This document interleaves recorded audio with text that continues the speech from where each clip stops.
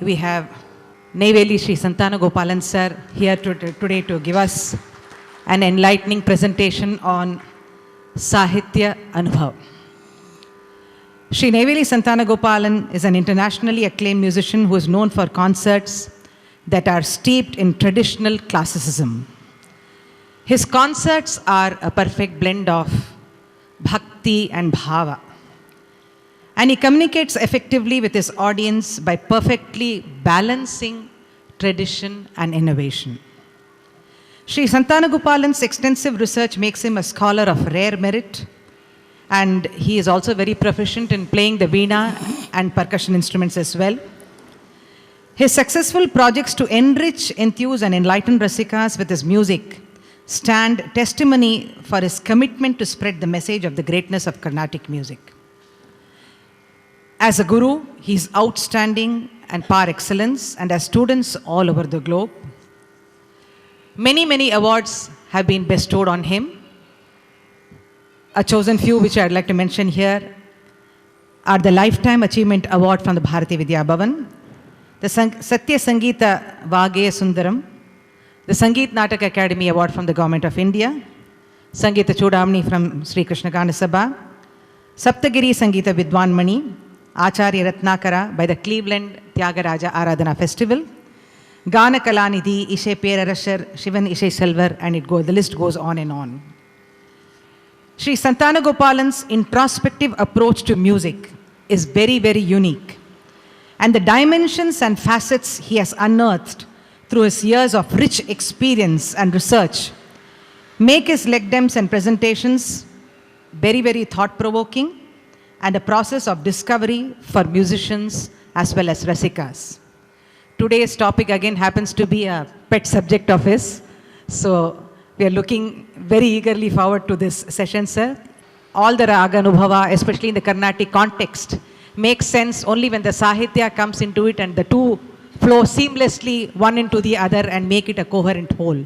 So Ragam, Sahityam, Layam, everything has to fall in a beautiful way to create that Anubhava within us. And so today, Sri Santana Gopalan will be talking to us about how a Rasika can really have an Anubhava of the Sahitya, especially with reference to Carnatic music. Over to you, sir. Thank you very much. Namaskar.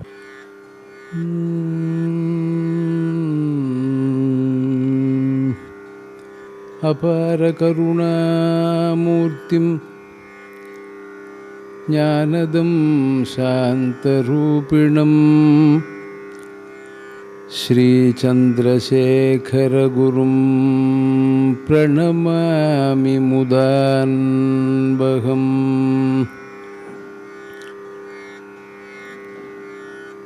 Avidyanamandasimiradvipanagari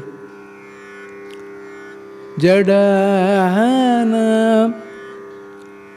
Chaitanyastabhakamakarantashruti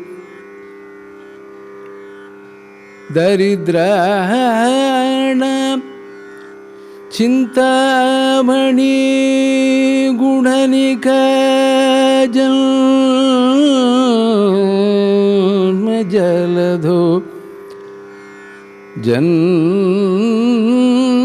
Jaladho Nimagnana Damshra Muraripuvarahasya Bhavati Palum Telidenum Pagum Parupumivi Nalum Kalandu Unakku Nan Taruvene Kolam Si Tunga Karimugathu Tumaniye நீ எனக்கு சங்கத்தமிழ் மூன்றும்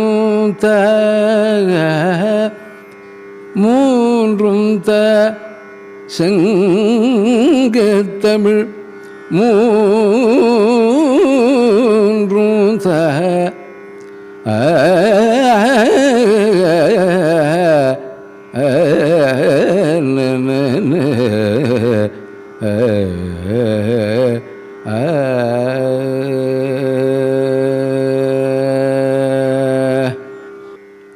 எல்லாருக்கும் நமஸ்காரம். எல்லாம் வல்ல சத்குருநாதரின் காரணமில்லாத கருணையினால் இந்த சிருஷ்டியின் உச்சநிலையான உன்னத மனித பிறவி, அந்த மனித பிறவிக்கு மட்டுமே அழகான மொழியினால் பேசக்கூடிய சக்தி, அந்த பேச்சோடு இசை என்னும் தேன் அமுதையும் குழைத்து இழைத்து மனத்தினை உருக்கக்கூடிய மாபெரும் சக்தியை படைத்த அந்த ஆண்டவனை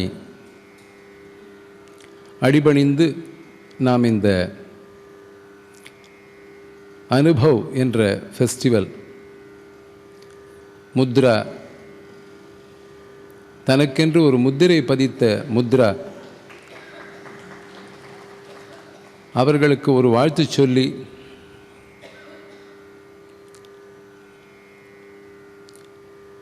இந்த சிருஷ்டியே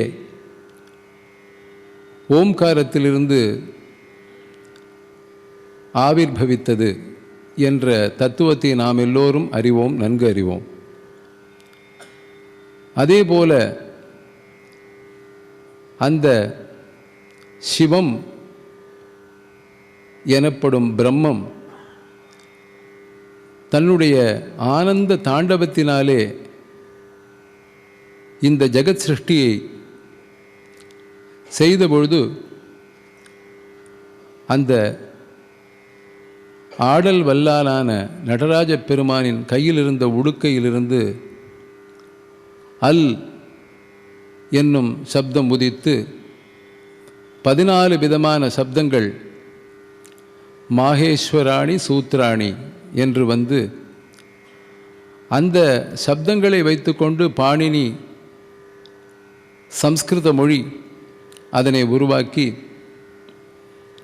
தேவ பாஷை, வேத பாஷை என்றெல்லாம் பெருமைப்படுத்தி பேசப்படக்கூடிய அந்த பாஷை உருவாகி பின்பு அதன் மூலம் அதனை வேறென்று கொண்டால் அந்த விருட்சத்திலிருந்து பழுத்த பழங்களான பல மொழிகள் நமக்கு கிடைத்து எப்படி நாதத்தை அனுபவிக்கிறோமோ அதேபோல் அந்த பிந்து ஸ்வரூபமாகிய மந்திர அக்ஷரங்களின் மூலம் உருவான மொழி என்னும் ஒரு அற்புதத்தினையும் அந்த ஆண்டவன் நமக்கு தந்திருக்கிறான். அந்த மொழி அவனிடமிருந்து உருவாகி அவனிடமே போய் சேர வேண்டும் என்பதுதான் இறை தத்துவம், தெய்வ நியதி. எப்படி என்றால் சிவானந்த லகரியிலே அங்கோலம் நிஜ பீஜ சந்ததிகி என்று ஒரு ஸ்லோகம் உண்டு. ஏறு அழிஞ்சில் என்று ஒரு மரம் உண்டு. காஞ்சி பெரியவர் சொல்கிறார், நான் காட்டுப்பகுதியிலே செல்லும் பொழுது நான் பார்த்திருக்கிறேன் என்று. அந்த ஏறு அழிஞ்சில் என்ற மரம் அதனுடைய விதைகள் வெடித்து சிதறி அங்கங்கே விரவி கிடக்குமாம். மெதுவாக அந்த மரப்பட்டையை தன்னுடைய தாய் மரத்தை நோக்கி மெதுவாக நகர்ந்து அந்த மரத்தோடு ஒட்டிக்கொள்ளும். அதே போல இறைவன் தந்த இந்த பேச்சு, இசை, மொழி, அறிவு அனைத்துமே அவனிடமே சென்று சேர வேண்டும் என்ற ஒரு பக்தி நிலையை நமக்கு உணர்த்துவிப்பதற்காக சிவானந்த லகரியிலே ஆதிசங்கர பகவத்பாதர்கள் அந்த ஸ்லோகத்தை நமக்கு தந்திருக்கிறார்கள். அதே போன்று சாமானிய ஜனங்களான நாம் we take it for granted the speaking capacity, the gift of speech, அதை நம்ம சர்வசாதாரணமாக எடுத்துகிட்டு இருக்கோம். வாயை திறந்து ஆ என்று சொல்வதே அவனுடைய அருள் என்பதனை நாம் என்றாவது உணர்கிறோமா என்றால் இல்லை. அதனை உணராததால் தான் வேறு ஒரு வித உபாசனையை ஆதிசங்கர பகவத்பாதர்கள் சௌந்தர்யலகரியிலே சொல்கிறார்கள்.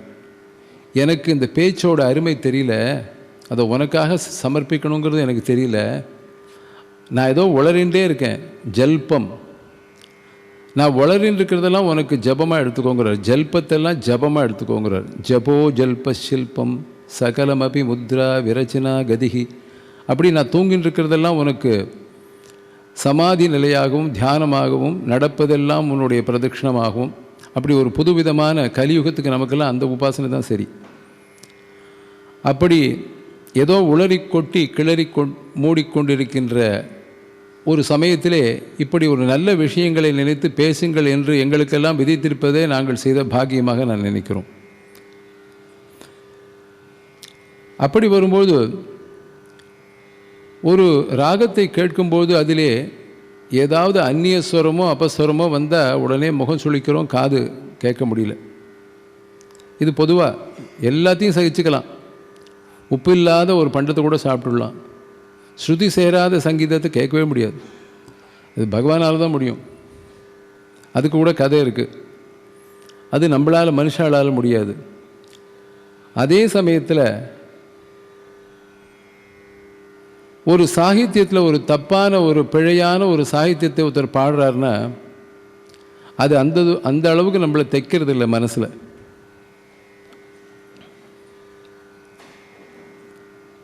சரி, தெலுங்கில் பாடுறார், தெலுங்கு எனக்கு தெரியாது, பரவாயில்ல, அவர் சரியாக தான் பாடுவார்ங்கிற நம்பிக்கையில் கேட்டுன்னு போகலாம். நம்முடைய தாய்மொழியான தமிழில் பாடும்போது கூட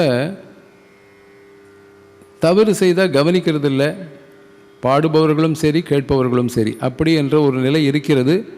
ஆனால் இந்த மாதிரி ஒரு லெக்டம்ஸ்லாம் வரும்போது அந்த அவேர்னஸ் நிறையா போய் நமக்கும் அந்த உணர்வு வந்து விடுகிறது என்பதில் சந்தேகமே இல்லை. ஏன்னா எப்பொழுதுமே நான் மற்றவாளை பற்றி நினைக்கிறதில்ல, என்ன தான் நினைப்பேன், எனக்கு எப்படி இதில் ருச்சி வந்தது, சாகித்யத்தை அனுபவிக்கிறதுல எப்படி எனக்கு ருச்சி வந்தது என்று பார்த்தால் இசைவாணர்கள் மட்டுமல்ல, இயல் இலக்கணம் அதிலே சிறந்த தமிழ் மொழி வல்லுநர்களுடன் பழகும்பொழுதுதான் அந்த உணர்வே வருகிறது. உங்களுக்கு இப்போது ஸ்ருதி ராகங்கள் லக்ஷணங்கள்லாம் தெரிஞ்சுக்கணுன்னா ஒரு வித்வான் வீட்டில் போய் ஒரு 6 மாதமாவது தங்கினேன்னா நிச்சயமாக புரியும். ஓஹோ, நம்ம நினச்சின்றது இல்லை, இதுக்கு மேலே டீப்பாக இருக்குது இந்த விஷயம். அதே மாதிரி மொழி வல்லுநர்களிடம் நாம் பழக வேண்டும். அப்பொழுதுதான் அந்த மொழி என்பது எவ்வளவு ருச்சியானது. ஒரு சொல்லுக ஒரு சொல்லை பிரிதோர் சொல் அச்சொல்லை வெல்லும் சொல் இன்மை அறிந்து, வள்ளுவர் சொல்கிறார். ஒரு சொல்லை போட்டேன்னா அதுக்கு மேலே அது இன்னொரு வார்த்தை சொல்லிடக்கூடாது. அந்த மாதிரி ஒரு அழுத்தந்திருத்தமான ஆணித்தரமான பொருத்தமான சொல்லை சொல்லுங்கிறார். அதே அருணகிரிநாதர் என்ன சொல்கிறாருன்னா, கந்தர் அனுபூதிங்கிற வார்த்தையே ரொம்ப அழகு.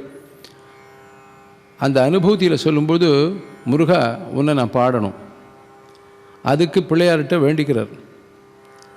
நெஞ்சக்கன கல்லுனகிழ்ந்துருக தஞ்சத்து அருள் ஷண்முகனுக்கு இயல் சேர்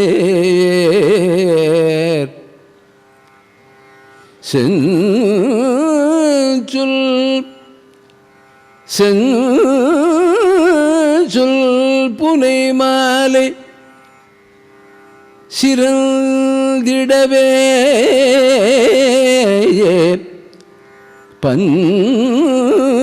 பஞ்சக்கர ஆனை பதம் பணிவ. பஞ்சக்கர ஆனை அப்படியே போகிற போக்கில் அவள் வார்த்தைகள் போட்டு போயிடுவா. நமக்கு அந்த மாதிரி பாட வருமா? வராது. என்ன பண்ணணும்? அங்கங்கே ஸ்டாப் பண்ணி ரசிக்கணும், ருச்சிக்கணும். பஞ்சக்கர ஆனை அப்படின்னா என்ன? 5 கரம். 5 கரம் எப்படி இருக்கு அவருக்கு? 4 கரம், தும்பிக்கை 1 கரம். போகிற வழியிலே பஞ்சக்கர ஆனை. பஞ்ச அக்கர யானை அப்படின்னு பிரித்து சொல்லுவார். அக்கரன்னா அக்ஷரம், 5 அக்ஷரம். அவர்கிட்ட என்ன கேட்குறாருன்னா, நான் முருகனுக்கு பாடணும், எப்பேற்பட்ட வார்த்தைகளால் பாடணும்னா செஞ்சொல் அப்படிங்கிறார். சொல்லுனாக்க வேர்டு, செஞ்சொல்னாக்க கிளாரிஃபைடு பெட்டருங்கிறாள். இந்த மாதிரி இன்னும் கிளாரிஃபைடாக இருக்கணும், அந்த சொல் பர்பஸ்ஃபுல்லாக இருக்கணும், செஞ்சொல். அந்த மாதிரி அதுக்கு வடமொழியில் சாகித்யம். சாகித்யம் நமக்கு ஹிதத்தை கொடுக்கக்கூடியது சாகித்யம். சாதாரண சொற்களை நாம் பேசும்பொழுதே பண்ணளிக்கும் மொழி யாமலை பைங்கிளியேங்கிறார் அபிராமி பட்டர். பண்ணளிக்கும் யாமலை பைங்கிளியே அப்படின்னா என்ன அர்த்தம்னா, அம்பாள் பேசினாலே, வெறுமனே சாதாரணமாக பேசினாலே ஏதோ ராகம் கேட்குமா. எப்படி இருக்குது பாருங்க. பேச்சுக்கே அவ்வளோ அழகு இருக்குது. நம்ம அனுபவிச்சிருக்கோம். சில பேர் பேசினா கேட்டுட்டே இருக்கலாம். உங்கள் பேச்சே பாட்டு மாதிரி இருக்குதுன்னு சொன்னால் பரவாயில்ல, உங்கள் பாட்டு பேச்சு மாதிரி இருக்குன்னா கஷ்டம். ஒருத்தர் சொன்னார், நான் சுப்பிரபாதத்தெல்லாம் பாட்டாக போட்டிருக்கேன்னார். அது பரவாயில்லப்பா, பாட்டை சுப்பிரபாதம் மாதிரி பாடிவிடாது அப்படின்னாராம். அந்த மாதிரி அதில் ஒரு அழகு இருக்குது. அதுதான் சாகித்யம். அப்படி வரும்பொழுது சாகித்யத்தை சுத்தமாக செஞ்சொல்லாக தர வேண்டும். அது எப்படி கிடைக்கும்? செந்தமிழும் நாப்பழக்கம் அப்படின்னு பெரியவாள்லாம் சொல்லுவார். சித்திரமும் கைப்பழக்கம் வரைஞ்சிலே இருந்தால் வந்துடும் செந்தமிழும் நாப்பழக்கம். வாஸ்தவம். இப்போ தியாகராஜ சுவாமிகளோ ஒரு கோபாலகிருஷ்ண பாரதியோ பாபநாசம் சிவனோ ஏதோ ஒரு 10 பாட்டு போட்டு அதெல்லாம் தப்பாக 11வது பாட்டு கொஞ்சம் ஃப்ளூக்கில் என்னென்னா அப்படி கிடையாது. அது ட்ரைனிங்கில் வரல. அது உள்ளேருந்து இருக்கக்கூடிய தெய்வ சக்தி, உந்து சக்தியினால் உதிர்ந்த மலர்கள், சொல் மலர்கள். அதனால்தான் அந்த வித்தியாசத்தை நம்ம நல்லா தெரிஞ்சுக்கணும். சாதாரண வயிற்று பாட்டுக்காக பாட்டு போடுறவா இருக்கா, வயிற்று பாட்டு அப்படின்னு சொல்லுவா இல்லையா, அதுக்காக பாட்டு போடுறவா இருக்கா. அதனை பாடி வயிற்றை நிரப்பிக் கொள்ளலாம். ஆனால் ஆத்மாவிலிருந்து பிறந்த அதிசய சொல் மலர்களை அந்த ஆண்டவனுக்கு புனைந்து அழகு பார்த்த அடியார்களின் அந்த வாக் அமிர்தம் என்று சொல்வார்கள். வாக் அமிர்தம். வாக்கேயக்காரர்கள் என்று கேள்விப்பட்டிருக்கோம் இல்லையா? வாக்கேயக்காரர்கள் அப்படின்னா என்ன? வாக் கேயம். கேயம்னா பாட்டு, வாக்கு தான் முதல்ல சொல்லியிருக்கு. ஒரு முறை இலங்கைக்கு அடிக்கடி கச்சேரிகளுக்காக செல்லும்பொழுது கம்ப வாரதி இலங்கை ஜெயராஜ் என்று ஒரு பெரிய அறிஞர் இருக்கிறார். கம்பராமாயணத்தில் பெரிய அத்தாரிட்டி. அவர்கிட்ட நான் கேட்டேன், கம்பன் மாதிரி இனிமேல் யாமறிந்த புலவரில் எல்லாத்தையுமே ஒரு பாட்டாக பாடுறேன்.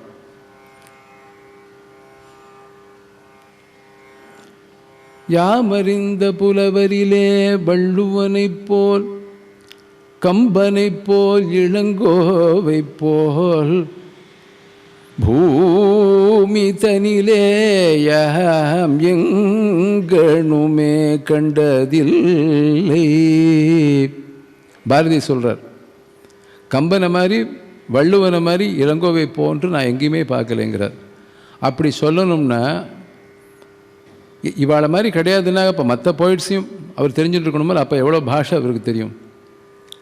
அவர் பகுபாஷா ஞானி, பன்மொழி புலவர். யார்? பாரதி. பன்மொழி புலவர் மட்டுமல்ல, எமக்கு தொழில் கவிதை அப்படின்னார். இமைப்பொழுதும் சோராதிருத்தல். அவர் சொன்னார், தன்னுடைய பாட்டை பற்றி சொன்னார், சொல் புதிது சுவை புதிது எந்நாளும் அழியாத நவகவிதையினர். அப்படின்னா ஒருத்தர் சொன்ன விஷயத்தை தான் நான் சொல்லியிருக்கேன், ஆனால் இது புதுசாக உங்களுக்கு இருக்கும். ஏன்னா அம்பாள் அனுகிரகம் அவள் கொடுக்குறா. ஒருத்தர் இருந்தார், நிறையா பாஷைகள்லாம் அவருக்கு தெரியும். அவருக்கு ஒரு டைட்டில் கொடுத்தாலாம், சதுர் பாஷி. நாலும் தெரிஞ்சவருங்கிற மாதிரி 4 மொழிக்கு மேலே தெரிஞ்சவர், சதுர்பாஷி. சரி, அவர் ஏதாவது பேசி கேட்கலான்னு போனால் எப்படி பேசினாலும் கேட்டாலாம், துர்பாஷின்னாராம். துர்பாஷி அப்படி இருக்கக்கூடாது. இணரூழ்த்தும் நாரா மலரணையர் கற்றது உணர விரித்து உரையாதார்.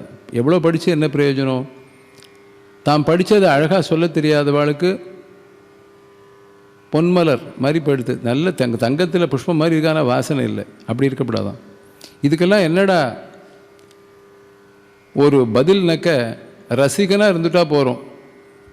தெரிஞ்சதெல்லாம் கொட்டணும்னு அவசியம் இல்லை. ஒவ்வொரு சொல்ல அனுபவிப்போமே, அதுதான் சாகித்ய அனுபவம். தஞ்சாவூர் சங்கரையர் கேட்பார், தியாகராஜ சுவாமிக்கு எத்தனை தீட்சிதர் கீர்த்தனம் பாடணும்னு கேட்பார். இல்லை தீட்சிதருக்கு எவ்வளோ பாபனா இது, அதுக்கு முன்னாடி இருந்தவா சொல்லுங்களேன். அருணகிரிநாதர் திருப்புகழ் தெரியும். அப்படி பார்க்கப்படாது. எதுக்காக இந்த கேள்வி கேட்குறோம்னா, மகான்கள் போட்ட அவ்வளோ கீர்த்தனமும் நம்மளால் பாடம் பண்ண முடியாது. முதல்ல அதை தெரிஞ்சுக்கணும். நம்ம காதில் விழுந்ததை ரசிக்கிறது தான் முதல் குவாலிட்டி. அதுக்காக இது போரும் இருக்கக்கூடாது, தெரியாததை தெரியவில்லையே என்ற ஏக்கத்தோடு இருக்கக்கூடாது. அது ரசிகனுக்கு ஒரு பெரிய, அவனுடைய ரசிகத்துவத்தை அவனே அனுபவிக்க முடியாதபடி தடை செய்யக்கூடிய ஒரு சிரமம். அந்த நிலையில் இருக்கக்கூடாது. நமக்கு தெரிந்ததை, நம் காதில் விழுந்ததை ரசிக்க முதலில் கற்றுக்கொண்டால்தான் சாகித்ய அனுபவத்தை முழுக்க அனுபவிக்க முடியும். ஏனென்றால் எல்லோருக்கும் எல்லா பாஷையும் தெரியாது. இப்போ எம்எஸ் அம்மா இருந்தான்னா 10 மொழியில் பாடியிருக்கா.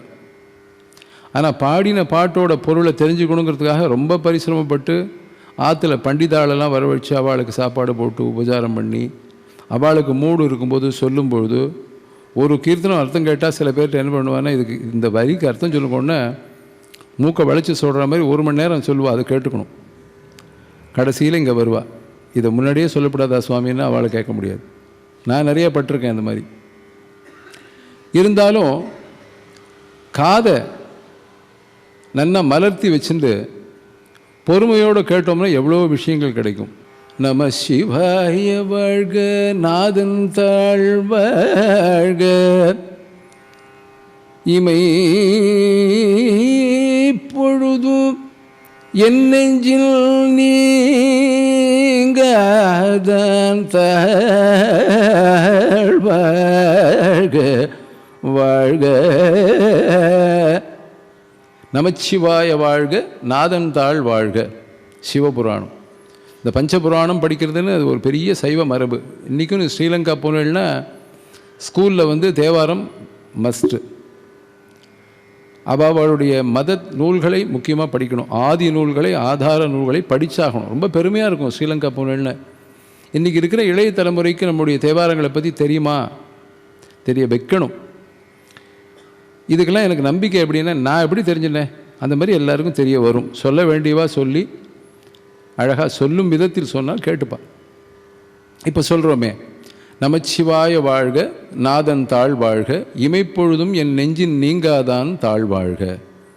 அதில் கடைசியில் சொல்கிறார், எல்லாம் சொல்லிட்டு, சொல்லிய பாட்டில் பொருளுணர்ந்து சொல்வர் செல்வ சிவபுரத்தின் கீழ் பல்லோரும் ஏத்த பணிந்து சொல்லிய பாட்டின் பொருளுணர்ந்து சொல்வார் அப்படின்னு கடைசியில் போட்டார். நான் பாடியிருக்கேன், நீ வெறும் பாராயணமாக பண்ணுறது சரி, அதுக்கு ஒரு பலன். ஆனால் பொருள் உணர்ந்து சொல்லும்பொழுது சிவபுரத்திற்கே செல்வார் அப்படிங்கிற வார்த்தையை ரொம்ப ஜாக்கிரதையாக நம்ம கவனிக்கணும். இதை பற்றி காஞ்சி பெரியவர் ஒன்று ரொம்ப அழகாக சொல்லியிருக்கார். வெள்ளிக்கிழமை தோறும் அருகில் இருக்கும் பிள்ளையார் கோவிலுக்கு போய் விநாயகர் அகவல் சொல்வது என்ற ஒரு வழக்கத்தை ஏற்படுத்திக் கொள்ளுங்கள். அழகான சீதக்களபச் செந்தாமரை பூம்பாதச் சிலம்பு பலவிசை பாட பொன்னரை ஞானும் பூந்துகிலாடையும் வண்ணமருங்கில் வளர்ந்து அழகு எரிப்ப அப்படி போகும். ஆசிரியப்பா சீதக்களப செந்தாமரை பூம்பாத சிலம்பு பலவிசை பாட பொன்னரை ஞானும் பூந்துகிலாடையும் வண்ணமரங்கில் வளர்ந்தழுகரிப்ப பேழை வயிறும் பெரும்பாரக்கோடும் வேழமுகமும் விழுங்க சிந்தூரமும் என்று செல்லும். அப்போ இதுக்கு சின்ன வயசில் நான் அர்த்தம் தெரிஞ்சு தான் கற்றுப்பேனக்க முடியுமா? அதுக்கு ஒரு அழகான உதாரணம் சொல்கிறார். யாரோ ஒருத்தர் உங்கள்கிட்ட ஒரு பெட்டியை கொடுக்குறா. இதில் விலை உயர்ந்த ரத்னங்கள்லாம் இருக்குதுன்னு சொல்கிறான். விலை உயர்ந்த ரத்னங்கள்லாம் இருக்குதுன்னு ஒரு பெட்டியை நம்மள்கிட்ட கொண்டு கொடுத்தா அதோட சாவி மட்டும் கொடுக்குற வாழ்க்கை இல்லை கொடுக்கலை அப்படிங்கிறதுக்காக அந்த பெட்டியை நம்ம தூக்கி போடுவோமா அப்படின்னு கேட்குறார் பெரியவர். எவ்வளோ ஜாக்கிரதையை வச்சுருப்போம். என்றைக்கும் நமக்கு சாவி கிடைக்கும், இல்லைன்னா இதை திறக்கக்கூடிய திறவுகோல் கிடைக்கும், அன்றைக்கி அந்த நகையெல்லாம் எடுத்து நம்ம அனுபவிச்சுப்போங்கிறோம்ல. அந்த மாதிரி எதெல்லாம் காதில் விழுறதோ பெரியவர்கள் சொல்கிறார்களோ அதெல்லாம் உள் ஏற்றி உள்வாங்கி அதை இன்டர்னலைஸ் பண்ணி வச்சுட்டோம்னாக்க, மெமரியில் கொண்டு வந்து வச்சுட்டோம்னா அதுக்கப்புறம் ஒரு நாளைக்கு அர்த்தம் புரியும். அப்படி தான் நம்மளுடைய மொழி அறிவு சாகித்ய அனுபவத்தை நம்ம வளர்த்துக்க முடியும். அதே மாதிரி ஒரே பாட்டு நம்முடைய மனோநிலைமை, நம்மளுடைய வாழ்வில் அடையக்கூடிய மேன்மை, அந்த நிலைமைக்கு தகுந்த மாதிரி அந்த பாட்டோட அர்த்தங்கள் பிரதிபலிச்சுட்டே வரும். இதெல்லாம் மகான்களுடைய வாக்கோட ஒரு பெருமை.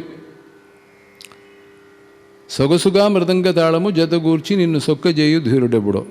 ஒரு 8 வயசுலேருந்து பாடின்னு இருக்கேன். இன்னி வரைக்கும் இப்போ நான் ஒரு பொருள் சொன்னேன்னா புதுசாக ஒன்று புலப்படும். அப்படின்னா அதெல்லாம் தெய்வ வாக்கு. அந்த சாகித்யங்களை பலுக்கி என்னவா தெலுங்குல பலுக்குன்னு பேசுறது, பலுகு லகு தேனே, அது இல்லை. தமிழில் சொல்லுவா இதெல்லாம் மொழி வழக்கு. பலுக்கி ஒரே விஷயத்தையே பலுக்கி பேசிட்டு இருந்தார் அப்படின்வா. அப்படின்னா அதை பெரட்டி பார்த்து அழகு பார்க்கறது. ஒரு ரத்தனத்தை பார்த்தோம்னா இப்படி பார்த்தா ஒரு நீலம், இந்த பக்கம் பார்த்தா ஆரஞ்சு அப்படின்னு டால் அடிக்கிறது. பெருசாக விட்டுருவோமா, பார்த்துட்டே இருப்போம் பெரட்டி. அதே மாதிரி வார்த்தைகளை ரசித்து ருசித்து ஆழ்ந்து தோய்ந்து அகழ்ந்து எடுத்து முத்து எடுக்கிறார் போல அதில் அந்த முகிழ்ந்து நிற்கின்ற மூலக்கரு, அதனை நாம் புரிந்து கொள்வதற்கு ஆசைப்பட வேண்டும். இதுதான் சாகித்ய அனுபவம். ஏன்னா இப்போ பாருங்க, இப்போ யாராவது நம்மளை ஏதாவது சொல்லிட்டானாக்க கொஞ்சம் நம்மளை தவறாக பேசிட்டா அந்த சொல் நல்லாவே ஞாபகம் இருக்குது. அப்போ அந்த சொல்லோட பவர் என்னங்கிறது நமக்கு தெரிகிறது. அதே மந்திரம் போல் வேண்டுமடா சொல்லின்பம்ங்கிற பெரியவாள்லாம் இப்படி கொடுத்துருக்காளே, அவள்னா வேலை வெட்டி இல்லாமல் சும்மா பாடின்னு இருந்தாளா? கொஞ்சம் யோசிக்கணும். நம்ம யோசிக்க மாட்டோம்னா இங்கே இருக்கிறவாள்லாம் ரசிக தேனிகள். நம்மளாம் ரசிக தேனிகள். எங்கெல்லாம் எந்த மலர்லாம் தேன் இருக்கோன்னு தேடி போயின்ட்டுருக்கோம். அந்த சொல்லோட பெருமை எனக்கு என்னுடைய அனுபவத்தில் முதல்ல எங்கள் அம்மா சொல்லிக் கொடுத்தது தான் சாகித்ய அனுபவம் என்னுடையது. மூஷிக வாகன மோதக ஹஸ்த சாமர கர்ண விளம்பித சூத்ர வாமன ரூப மகேஸ்வர புத்திர விக்ன விநாயக பாத நமஸ்தே. இதுக்கு பாதி அர்த்தம் தெரியாது, ஸ்லோகமாக சொல்லிட்டு இருப்போம். எங்கள் அம்மாட்ட சாமர கர்ணனை என்னம்மா அப்படின்னு கேட்டேன். முரம் பார்த்துருக்கியா? முரம் மாதிரி காது. ரொம்ப சந்தோஷமாக இருக்கும் சின்ன வயசில். ஆஹா, முரம் மாதிரி காது. அப்படி ஆட்டிண்டு அசைக்கிண்டு பிள்ளையார் அப்படி நடந்து வரும்போது எவ்வளோ அழகாக இருக்கும் பாரு அப்படின்ட்டு 2 வாய் ஊட்டிடுவா சாதம். அப்புறம் தான் தெரியறது சூர்ப கர்ணகா. அதில் எவ்வளோ அர்த்தம் இருக்குது. யாராவது பேசினா இந்த முறம் எப்படி உமியை தள்ளிட்டு அரிசியை மட்டும் வச்சுருக்கோம், அது மாதிரி நல்லதை மட்டும் நம்ம எடுத்துக்கணும். அதுக்கு தான் பிள்ளையாருக்கு காது பெருசாக இருக்குது. அதெல்லாம் அப்புறம் தத்துவார்த்த விளக்கங்கள் அப்புறம் தெரிஞ்சுக்கிறோம். இதெல்லாம் ஒரு சாகித்ய அனுபவம் தான். இப்படி வரும்போது அந்த கம்பன் சொன்னதை அந்த லிங்க்கு கம்பன் சொன்னதை கம்பபாரதி சொன்னார், இசையை பற்றி ஒரு இடத்துல பேசியிருக்கார் ஐயா அப்படின்னார். சொல்லுங்கள் எனக்கு அதான் வேணும், கம்பனை முழுசாக கரைச்சி குடிக்க முடியாது, எனக்கு வேணுங்கிற சப்ஜெக்டாவது தெரிஞ்சுக்கிறேன் அப்படின்னு. அப்போ சொன்னார், மேலே ஒரு பருந்துன்னு இருக்குனாக்க அதோட நிழல் தான் சங்கீதம், இந்த பருந்து தான் இயல்ங்கிறார், சாகித்யங்கிறார். கம்பனுடைய பதிப்பு ரொம்ப முக்கியமான விஷயம். அவருடைய கண்ணோட்டமே தனி இல்லையா? அவர் சொல்கிறது என்னென்னா, இயல் முதல்ல, இசை நிழல் மாதிரிங்கிறார். அப்படின்னு நம்ம எவ்வளோ முக்கியத்துவம் கொடுக்கணும். சில பேர் சொல்லிட்டு இருக்கா, when you are happy you listen to music, when you are melancholic you understand the lyricsங்கிறான். அவ்வளோ விளையாட்டாக போச்சு அவனுக்கு. ஆதாரமே இல்லைன்னா ஒரு இலையை போட்டுட்டு எல்லாம் வியஞ்சனங்கள் 4 விதமான கறி, அமுது, பாயசம் எல்லாம் போட்டுட்டு அரிசி இல்லைன்னா என்ன பிரயோஜனம், என்ன பண்ண போகிற? அந்த மாதிரி சாகித்யம் இல்லைன்னா சங்கீதமே கிடையாதுங்கிற அளவுக்கு சொல்லலாம். ஏன்னாக்க பண் சுமந்த பாடல்கள்னு வரும் தேவாரத்தில். பண் சுமந்த பாடல்கள்னால் அந்த வார்த்தைகள்லேயே சங்கீதம் இருக்குது. அதை புரிஞ்சுக்கிறதுக்கு ஒரு ரசனை வேணும் இல்லையா? அந்த ரசனையை டெவலப் பண்ணிக்கணும். ஒரு சின்ன குழந்தைக்கு காஃபி பிடிக்கலைங்கிறது அப்புறம் அக்வயர்ட் டேஸ்ட்னு சொல்லிட்டு அக்வயர் பண்ணிக்கிறது. ஒரு காஃபிக்கு நல்ல விஷயங்களுக்கு நம்ம டேஸ்ட் டெவலப் பண்ணிக்கக்கூடாதா? அதனால் ஒரு சாகித்யம் கேட்டோம்னா, நாதஹ தனுமனிஷம் சங்கரம் நமாமி மே மனசா சிரசா நாத தனுமணி. இப்போ மனசு என்ன ஆகிடுதுன்னா, இந்த சங்கீதத்தில் மயங்கி தனுமனிஷம் ததர நம் அங்கே போய்டுறது. ரைட்டு போட்டோம், வேண்டாங்களே. நாதஹ தனுமனிஷம் சங்கரம் நமாமி மே மனசா சிரசா நாத தனுமனிஷம். அப்படின்னா சரி, ஏதோ கிளஸ்டர் ஆஃப் சவுண்டு காதில் விழுறதா இல்லையா? பாஷையே தெரிய வேண்டாம் ஐயா. நாதங்கிறார், ஏதோ தனும் அனிசம்ங்கிறார், என்ன அர்த்தம் அப்படின்னு தெரிஞ்சுக்கிறதுக்கு என்ன ரொம்ப சிரமமாக? முதல் வரியோட அர்த்தம் தெரிஞ்சுக்கப்படாதா? மருகேலரா அப்படின்னா என்ன? பிறந்ததுலேருந்து கேட்டுருக்கோம், மருகு ஏலரா ஓ ராகவா. ஏன் உன்னுடைய இந்த மறைப்பு எதற்கு அப்படின்னு கேட்டோம்னாக்கா, அந்த ஜெயந்தி ஸ்ரீயோட பொருத்தம், அந்த ராகத்தை எதனால் அங்கே போட்டார், அந்த சங்கதி ஏன் எப்படி வருது, பாடுறவர் அந்த பாவத்துக்கு தகுந்த மாதிரி பாடுறாரா, இல்லைன்னா கச்சேரிக்காக பாடுறாரா, இல்லை அர்த்தமே தெரியாமல் பாடுறாரா, எல்லாம் புரிஞ்சு போயிடும். அப்போ தான் நம்ம உண்மையான ரசிகளாக மாறுறோம். தப்பு கண்டுபிடிக்கிற ரசிகர் இல்லை, அந்த பாடகரோடு ஏய்ந்து போனோம்னாக்க இதுதான் விஷயம். அப்போது பாடலின் முதல் வரியாவது நம்ம தெரிஞ்சுக்கலாம். ராமநாம பாயசக்கே கிருஷ்ண நாம சக்கரே. தெரிஞ்ச வார்த்தை என்ன? பாயசம் தெரியும், சக்கரை தெரியும், கன்னடமே தெரிய வேண்டாம். ராமநாமங்கிற பாயசத்துக்கு கிருஷ்ணநாமம் சக்கரை, அவ்வளோதான் ஆனந்தம். இந்த முதல் லைன் தான் அந்த பாட்டோட திறவுகோல், சாவி. அது உள்ளே போயிட்டோம்னா அனுபல்லவி சரணம்லாம் தானாகவே புரிய ஆரம்பிச்சிடும். நான் தெலுங்கு கற்றுலாம் அப்படி தான். என்றைக்கு நான் உட்காந்து பாடம் அப்படி எனக்கு எங்கள் வாத்தியாரும் படின்னு சொல்லலை. இந்த ரூட் இருக்குது, இதில் போனி ஒன்றும் குறவு இல்லை, நன்னாவே அனுபவிக்கிறோம், ஒரு குறவும் இல்லை, நன்னா எல்லா சாகித்யமும் அனுபவிக்க வருது. அந்த மாதிரி நமக்கு நம்முடைய தாய்மொழி முதல்ல ரசிக்க ஆரம்பித்தோம்னா தான் மற்ற மொழியெல்லாம் நல்லா ரசிக்க முடியும். அது மட்டும் ரொம்ப ஆணித்தரமாக நம்ம புரிஞ்சுக்கணும்.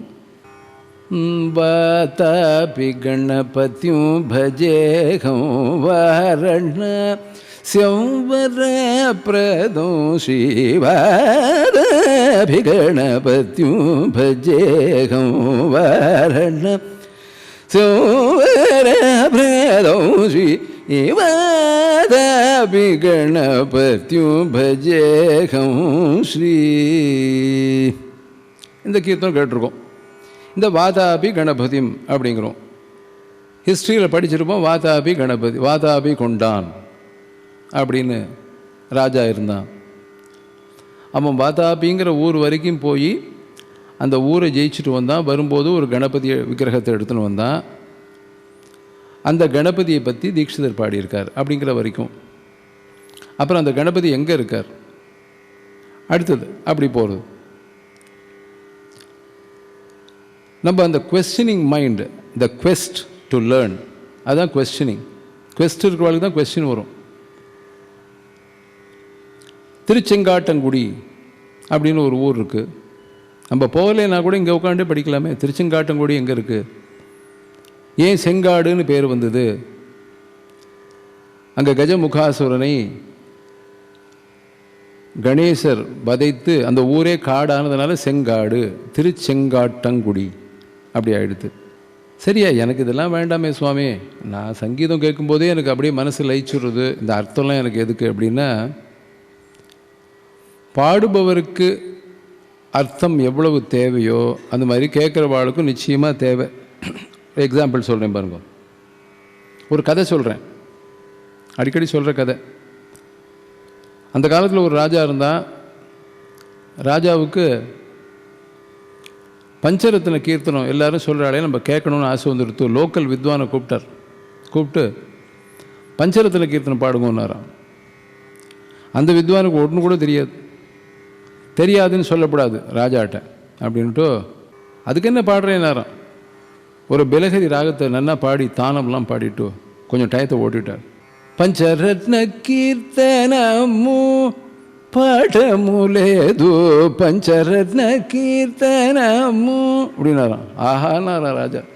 ஆஹா, ஓ இதுதான் பஞ்சரத்ன கீர்த்தனமா? ராஜாட்ட பொய்யும் சொல்லக்கூடாது, அடுத்த நாள் சிரச்சேதம் பண்ணிவிடுவான். அதனால் உண்மையும் சொல்லணும். அதனால தான் தெலுங்கில் சொல்லிவிட்டார். ஏன்னா அவன் தமிழ் தெரிஞ்ச ராஜா. பஞ்சரத்ன கீர்த்தனம் பாடம் இல்லை, எனக்கு தெரியாதுங்கிறார். பஞ்சரத்ன கீர்த்தனமும் பாடமும் లేదు.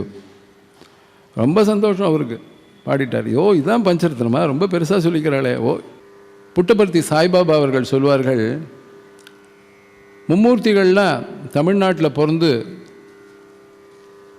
தெலுங்குல பாடி அதையே ஒரு சம்பிரதாயமாக நம்ம வச்சுட்டு பாடுபவருக்கும் கேட்பவருக்கும் அர்த்தம் தெரியாமல் பல வேடிக்கைகள் நடக்கின்றன என்பதற்கு அவர் ஒரு பாட்டு சொல்வார். நே போகட குண்டே நே போகட குண்டே நே போகட குண்டே, இந்த வார்த்தை எப்படி உள்ள வாங்கிக்கோங்க.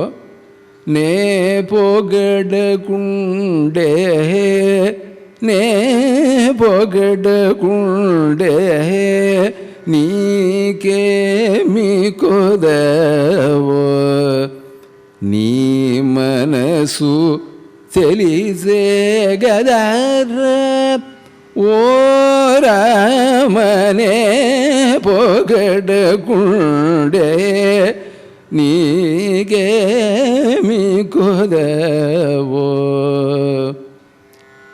தெலுங்கு நமக்கு அர்த்தம் தெரியாது, ஒத்துக்கிறேன். நே போகட குண்டே. இப்போது நம்ம என்ன பண்ணணும்னா, இந்த கம்ப்யூட்டர் மாதிரி பிரெயினில் பல ஃபெசிலிட்டிஸ் கொடுத்துருக்காரு சுவாமி. தெரியாத வார்த்தைகளை ஒரு ரிசர்வில் போட்டு வச்சுக்கணும். சாகித்யத்தை அனுபவிக்கிறது சொல்கிறேன். பொகட குண்டே தெரியல சார், நேன நேனும் நே பொகட குண்டே நீ கேமி தெரியும், உனக்கு என்ன கொதவோ, என்னவோ கொதவோன்னு புரியலையே, சரி இருக்கட்டும், புஸ்தகத்தை பார்த்தா புரிஞ்சிடும், அது வேறு விஷயம். பொகடு சுண்டேன்னு வருமே, பொகடு சுண்டே நீ நீ நாம ரூபம் முலக்குன்னு வரும். இந்த பொகடுங்கிற வார்த்தை எங்கெங்கெல்லாம் வருதோ அதை அப்படியே அசோசியேட் பண்ணி வந்தாக்க வித் ரெஃபரன்ஸ் டு கான்டெக்ஸ்டே இந்த லாங்குவேஜ் கற்றுக்கலாம். ரொம்ப ஈஸி, மனசு இருந்தால் மார்க்கம் உண்டு. இப்போ பாருங்க, ராமர்கிட்ட கேட்குறார், நே பொகட குண்டே, நான் உன்னை புகழாட்டா. பொகடு அப்படின்னா புகழ், புகழ்ங்கிறது பொகடுன்னு ஆயிருக்கு, கிட்டத்தட்ட அந்த சவுண்டு. கொதவோன்னா குறைவோ, நான் புகழ விட்டால் உனக்கென்ன குறைவோ அப்படின்னு எழுதி வச்சுக்கலாமே, ஒன்றும் தப்பு இல்லையே. புரிஞ்சுதா? எல்லா கீர்த்தனத்தையும் அந்த மாதிரி கொஞ்சம் தமிழில் நம்மளே நமக்கு தெரிஞ்ச லாங்குவேஜில் எழுதி வச்சுருந்தா நமக்கும் கொஞ்சம் அந்த போய்ட்ஸ் ஹார்ட் எப்படி இருந்ததுன்னு கொஞ்சம் புரியும். சங்கதி போடலாமா, இவ்வளோ சங்கதி எப்படி போடலாம், ரொம்ப சூக்ஷ்மங்கள்லாம் அப்போ தான் புரியும். அப்போது அது என்ன பண்ணுறாருன்னா, ஒரு வித்வான் பாடினாராம், நே பக்கோடா தின்ட்டே, நான் பக்கோடா தின்னா உனக்கு என்ன குறவு. இது வந்து புட்டபர்த்தி சாய்பாபா சொல்லியிருக்கார். அவன் கொஞ்சம் தெலுங்கு தெரிஞ்சவன், அவனுக்கு இப்படி காதில் விழுந்திருக்க போல இருக்கு, என்ன ஆச்சோ தெரியாது, எப்படி ஆச்சோ தெரியாது, அவன் அப்படி சாகித்யத்தையே மாற்றி விட்டான். நான் பக்கோடா சாப்பிட்டா உனக்கு என்ன குறைவுறாமா அப்படின்னு தியாகராஜா சொல்லியிருக்கிறதா இவன் வியாக்கியானம் பண்ணுறான். எவ்வளோ விபரீதம் பாருங்க. தப்பு அர்த்தம் தெரிஞ்சுட்டு தப்பு தப்பாக எங்கெங்கேயோ போய் நிற்கும். இந்த மாதிரி நிறைய இருக்குது. நான் டெட்ராய்ட்டுக்கு போயிருந்தேன். ஒரு பொண்ணு பாபநாசம் சிவன் கீர்த்தன் தான். அது நீங்கள் அப்படியே கேட்டே வந்தேன்னாக்கா சரியாக இருக்கிற மாதிரி இருக்கும். அந்த என்னடா தப்புன்னு பார்த்தா திடீர்னு தூக்கி போடும். நமக்கு கீர்த்தனமே தலைகீழ மாறி போன மாதிரி.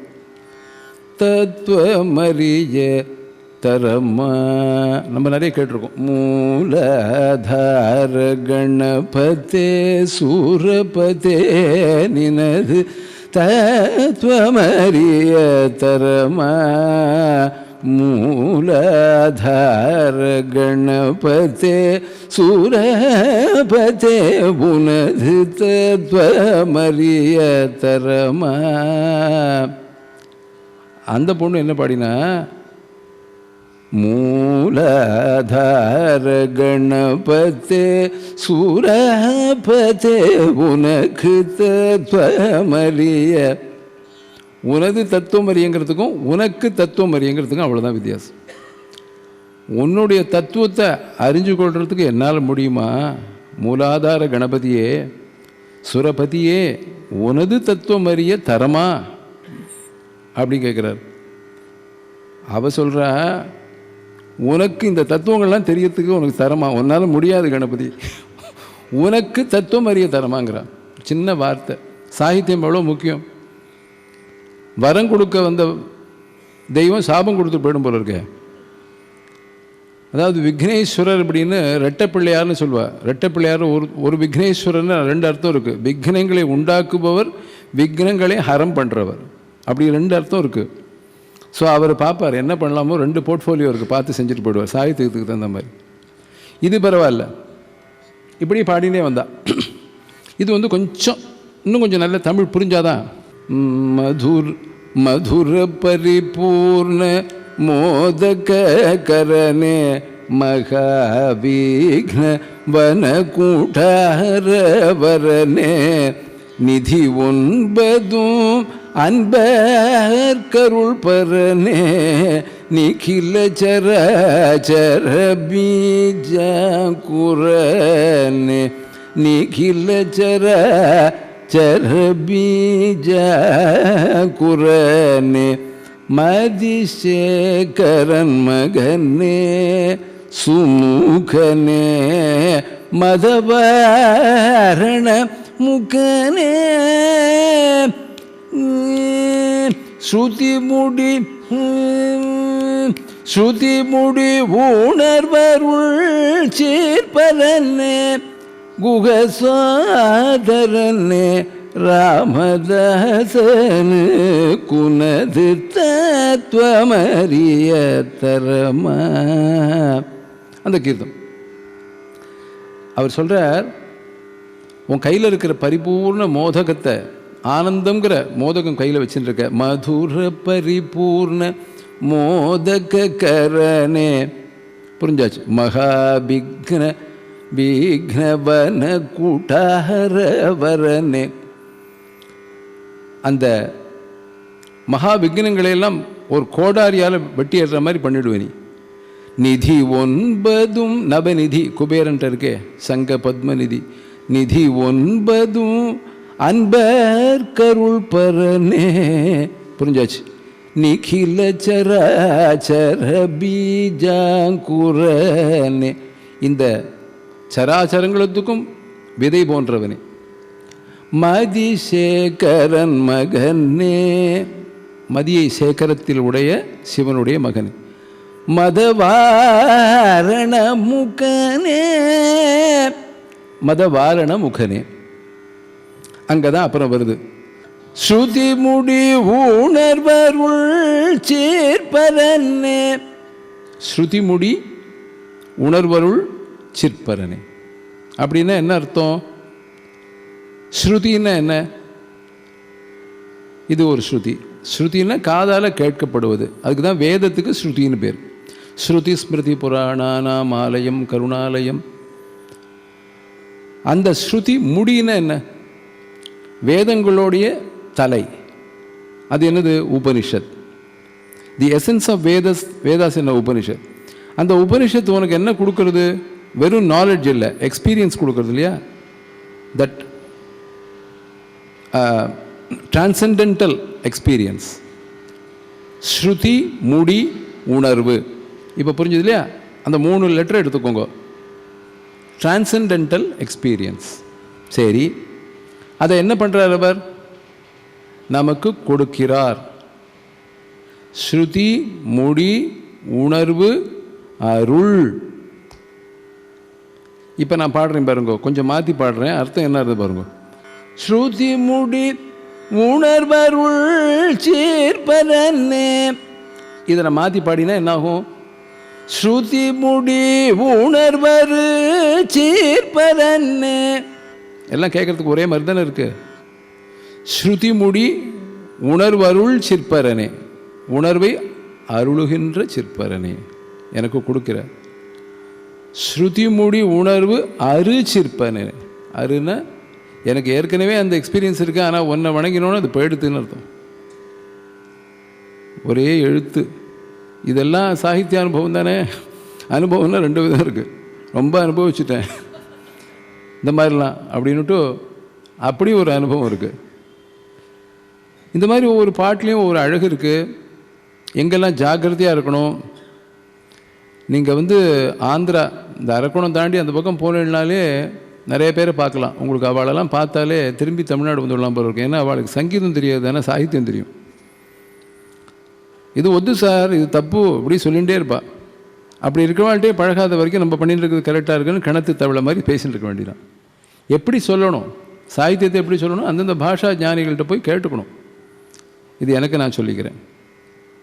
அந்த மாதிரி ஒவ்வொரு கீர்த்தனத்துலேயும் ஒரு குழந்தை வந்தது எங்கள் ஆற்றுல.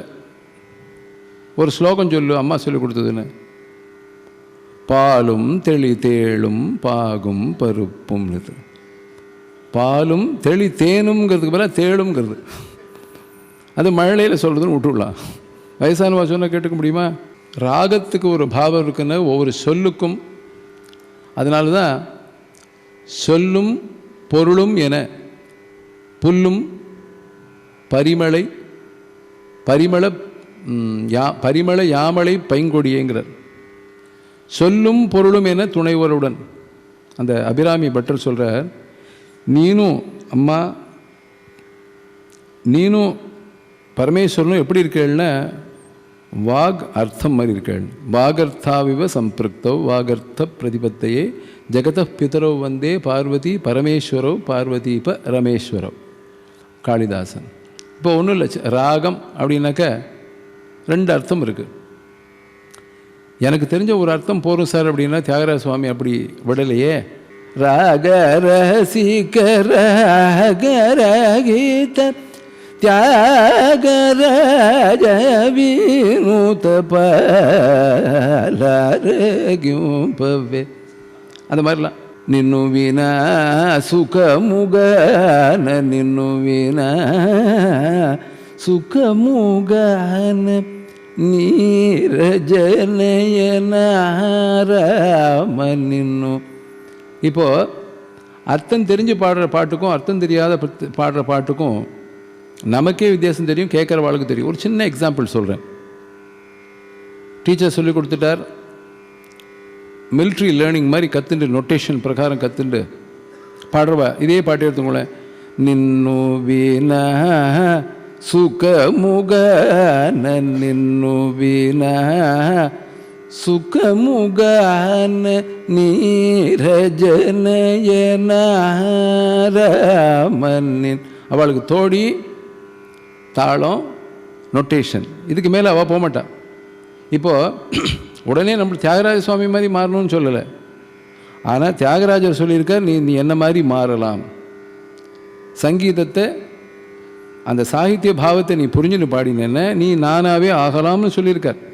நின்னுவினா சுகமுகான, உன்னை விட எனக்கு சுகம் யாருப்பா அப்படின்னு 2 தடவை சொல்லி பார்த்துட்டு நின்னுவினா சுகமுகான நின்னுவினா. மகாராஜ் சந்தானம் சார்லாம் கேட்டேன்னா சில கீர்த்தனைகள்லாம் அவள் பரம்பரையாக பாடிட்டு வருவாள், அப்படியே ருசித்து பாடுவாள். ஏன்னா விஸ்வநாதர் தியாகராஜ சுவாமி அந்த கீர்த்தனைகளை ரசித்து ஒரு பரம்பரை. நீரஜனயனாராம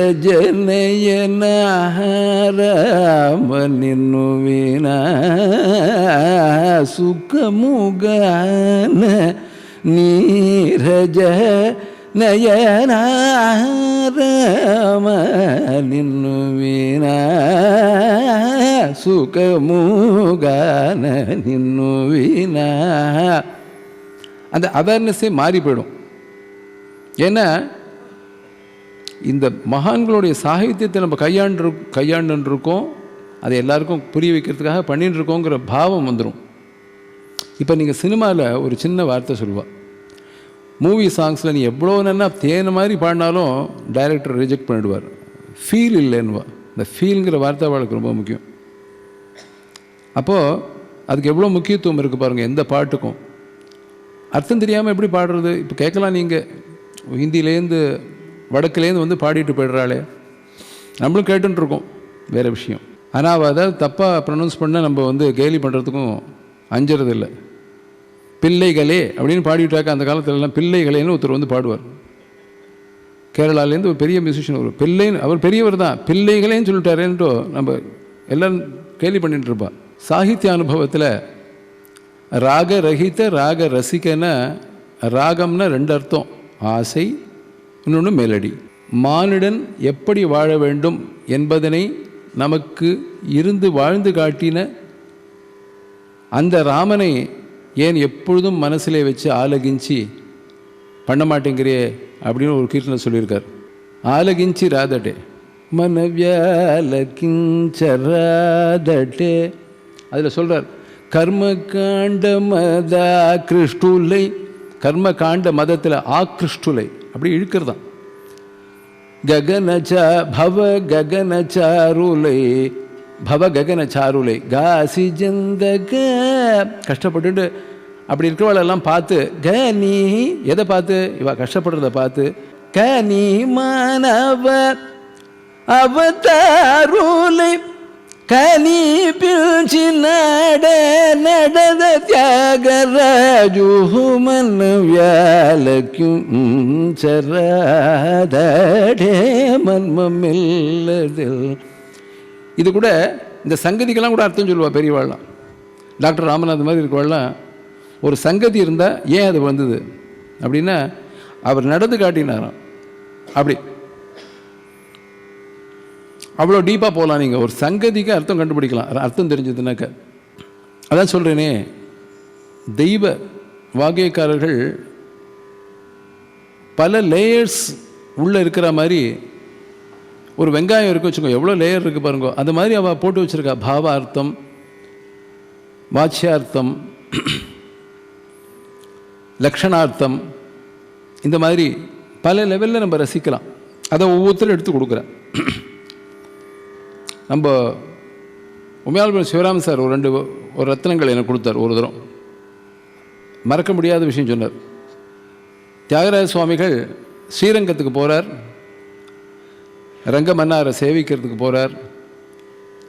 அப்படியே பார்க்குறார், ஆஜானு பாகுவா அனந்த சயனத்தில் சிரஸ், வக்ஷஸ்தலம், பாதம், தலை, மார்பு, பாதங்கள், இந்த 3த்தையும் பார்க்குறார். எப்படி பாடுவேன், எதை பாடுவேன், எந்த அழகாக பாடுவேன்னு ஒன்று ஓ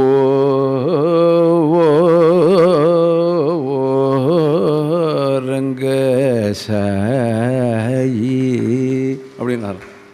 என்ன அழகு பாருங்க. எனக்கு ரொம்ப அப்பீல் ஆச்சு அது, அந்த 3 சங்கதிக்கும் அர்த்தமா. அந்த மாதிரி இன்னொரு பாயிண்ட் சொன்னார். ராமன் எவ்வளவு அழகு! அவன் வந்து லாவண்ய ராமன், அதிலாவண்ய ராமன். அவனோட அழகுக்கு ஈடே கிடையாது. எந்த ராகத்தில்டா போடலான்னு பார்த்தார். பூர்ண சட்ஜம். அவன் பூர்ண நிலவு போல சந்திரன் போல இருக்கக்கூடியவன். அப்போ இதுலேருந்து என்ன தெரியுதுன்னா, ராகங்களுக்கும் அர்த்தம் இருக்குது. சாகித்ய அனுபவத்தில் அதுவும் வருது. அப்போ அந்த ராகங்களோட அர்த்தம் தெரியும் பொழுது இப்படிலாம் அதை பொருத்தி பார்த்து அழகு பார்க்கலாம் அப்படிங்கிற ஒரு தனி சேனல் ஓப்பனை பாருது. இந்த மாதிரி நிறையவே இருக்குது, அதுவும் நம்ம சொல்லலாம். அப்போ பூர்ண சட்ஜத்தில் எதிராக பூர்ண சட்ஜம்னா ஆதார சட்ஜம் இருந்தால் கூட எல்லாம் பாடி அந்த போய் மேல் சட்ஜத்தில் என்னென்னா தான் மதுரை ஜிஎஸ் மணி சார் சொல்லுவார், மேல் சட்ஜம்தான் சகசிராரம். அங்கே போய் துல்லியமாக ஒருத்தன் நின்றுட்டானா கண்ணு மூடியே ஆகணுங்கிறார். எவ்வளோதான் நீ கண்ணாடி முன்னாடி ப்ராக்டிஸ் பண்ணாலும் மேல் சட்ஜம் துல்லியமாக சேர்ந்துன்னா ஒரு க்ஷணமாவது கண்ணு மூடணும். ஏன்னா அது ஒரு யோக நிலை, வந்தாகணும் அப்படின்வார். அதில்லாவண்யராம கனுலரஜுடவே, அதில்லாவண்யராம கனுலரஜுடவே,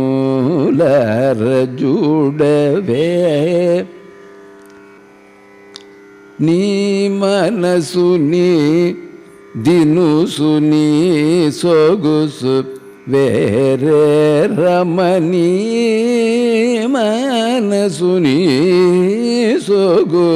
సొగసుని దినుసు వేరే రమ. நமக்கு தெரிஞ்ச வார்த்தை தான், தெலுங்கு தெரியணும் அவசியம் இல்லை. ராமா, நீ மனசு, நீ சொகசு, நீ தினுசு வேறேங்கிற. இதுக்கு என்ன தெலுங்கு தெரியணும் நமக்கு? அதில் என்ன அழகுன்னா பூர்ண சட்ஜம், அதில் ஒரு நிஷாதம் ஒன்று இருக்கும். அது வந்து ரீதிகளுக்கெல்லாம் மேலே போய் நிற்கும். வாத்தியத்தில் வச்சு அது நீ எங்கேயோ இருக்கும். அதுக்கு தான் 3 நீ போட்டார் பாருங்க. அர்த்தமும் என்ன, அது வேறேங்கிறார். அந்த சங்கதி அப்படி வேற மாதிரி இருக்கு. நீ மனசு நீ சொகசு நீ தினுசு வேரே ரமணி, மனசுனி சொகசுனி தினுசு வேரே ரம. அந்த மாதிரி என்ன அழகு பாருங்க, ரசிக்கணும். அவளுக்கு அவள் ஜென்மாவே அதுக்குன்னே பிறந்திருக்கா. நம்மளும் இப்படி இப்படி ஊறி ஊறி ஊறி இதுக்கு தான் வந்தாகணும். இதை விட்டுட்டு வெளியில் போனால் ஏதோ பிரச்சனைகள் உலகத்தில், அது நம்ம சந்திக்கும்போது சந்திச்சுக்கலாம். நம்மளுடைய நீயே என் வாழ்வின் ஜீவாதாரம்னார் பாபநாசம் சிவன். பகவானை பற்றி பேசுவதையும் பாடுவதையும் நம்மளுடைய ஜீவாதாரமாக வச்சுட்டு மற்றதெல்லாம் கொஞ்சம் ஆன்சலரி மாதிரி அப்பப்போ தொட்டுக்க வேண்டியதுதான். இல்லைன்னா இந்த ஜென்மா போயிடும். அதனால தான் அப்படி சின்ன வயசுலேயே நான் அப்படி முடிவு பண்ணேன். நானாக முடிவு பண்ணல, எங்கள் பாட்டி 104 வயசு இருந்தா. என்னை நிறைய பேரம்பேத்திகள் என்னை பார்த்தா மட்டும் இங்கே வான்னு உட்காத்தி வச்சு இந்த பகவத் கதையெல்லாம் சொல்லுவாள். பிரகலாதன் அது இது ஏதோ ஒரு பாக்கியம் பண்ணியிருக்கோம். அது உள்ளே போட்ட பேஸ் என்ன ஆகிடுதுன்னா பாகவத ஹிருதயத்தை அனுபவிக்கக்கூடிய ஒரு தன்மை அது இருந்தால் போகிறோம், நம்ம கடத்திடலாம். வித் டியூ ரெஸ்பெக்ட்ஸ் டு என்ன ஸ்காலர்ஷிப் எவ்வளோ எந்தரோ மகானுபாவுலோ அது முதல்ல பாக்கிய மனசில் வச்சுக்கணும். அந்த மாதிரி சாகித்யங்களை இப்போது ஒரு சின்ன எக்ஸாம்பிள் சொல்கிறேன் பாருங்கள். மெமரிக்கு எவ்வளோ யூஸ்ஃபுல் மியூசிக் வந்து சாகித்யம் and combined with melodic structure is so very easy to remember. இப்போ ஒரு லைன் சொல்கிறேன், நீங்கள் ஆற்றுல போய் ட்ரை பண்ணி பாருங்க. பூசுரதி சமஸ்தஜன பூசுரதி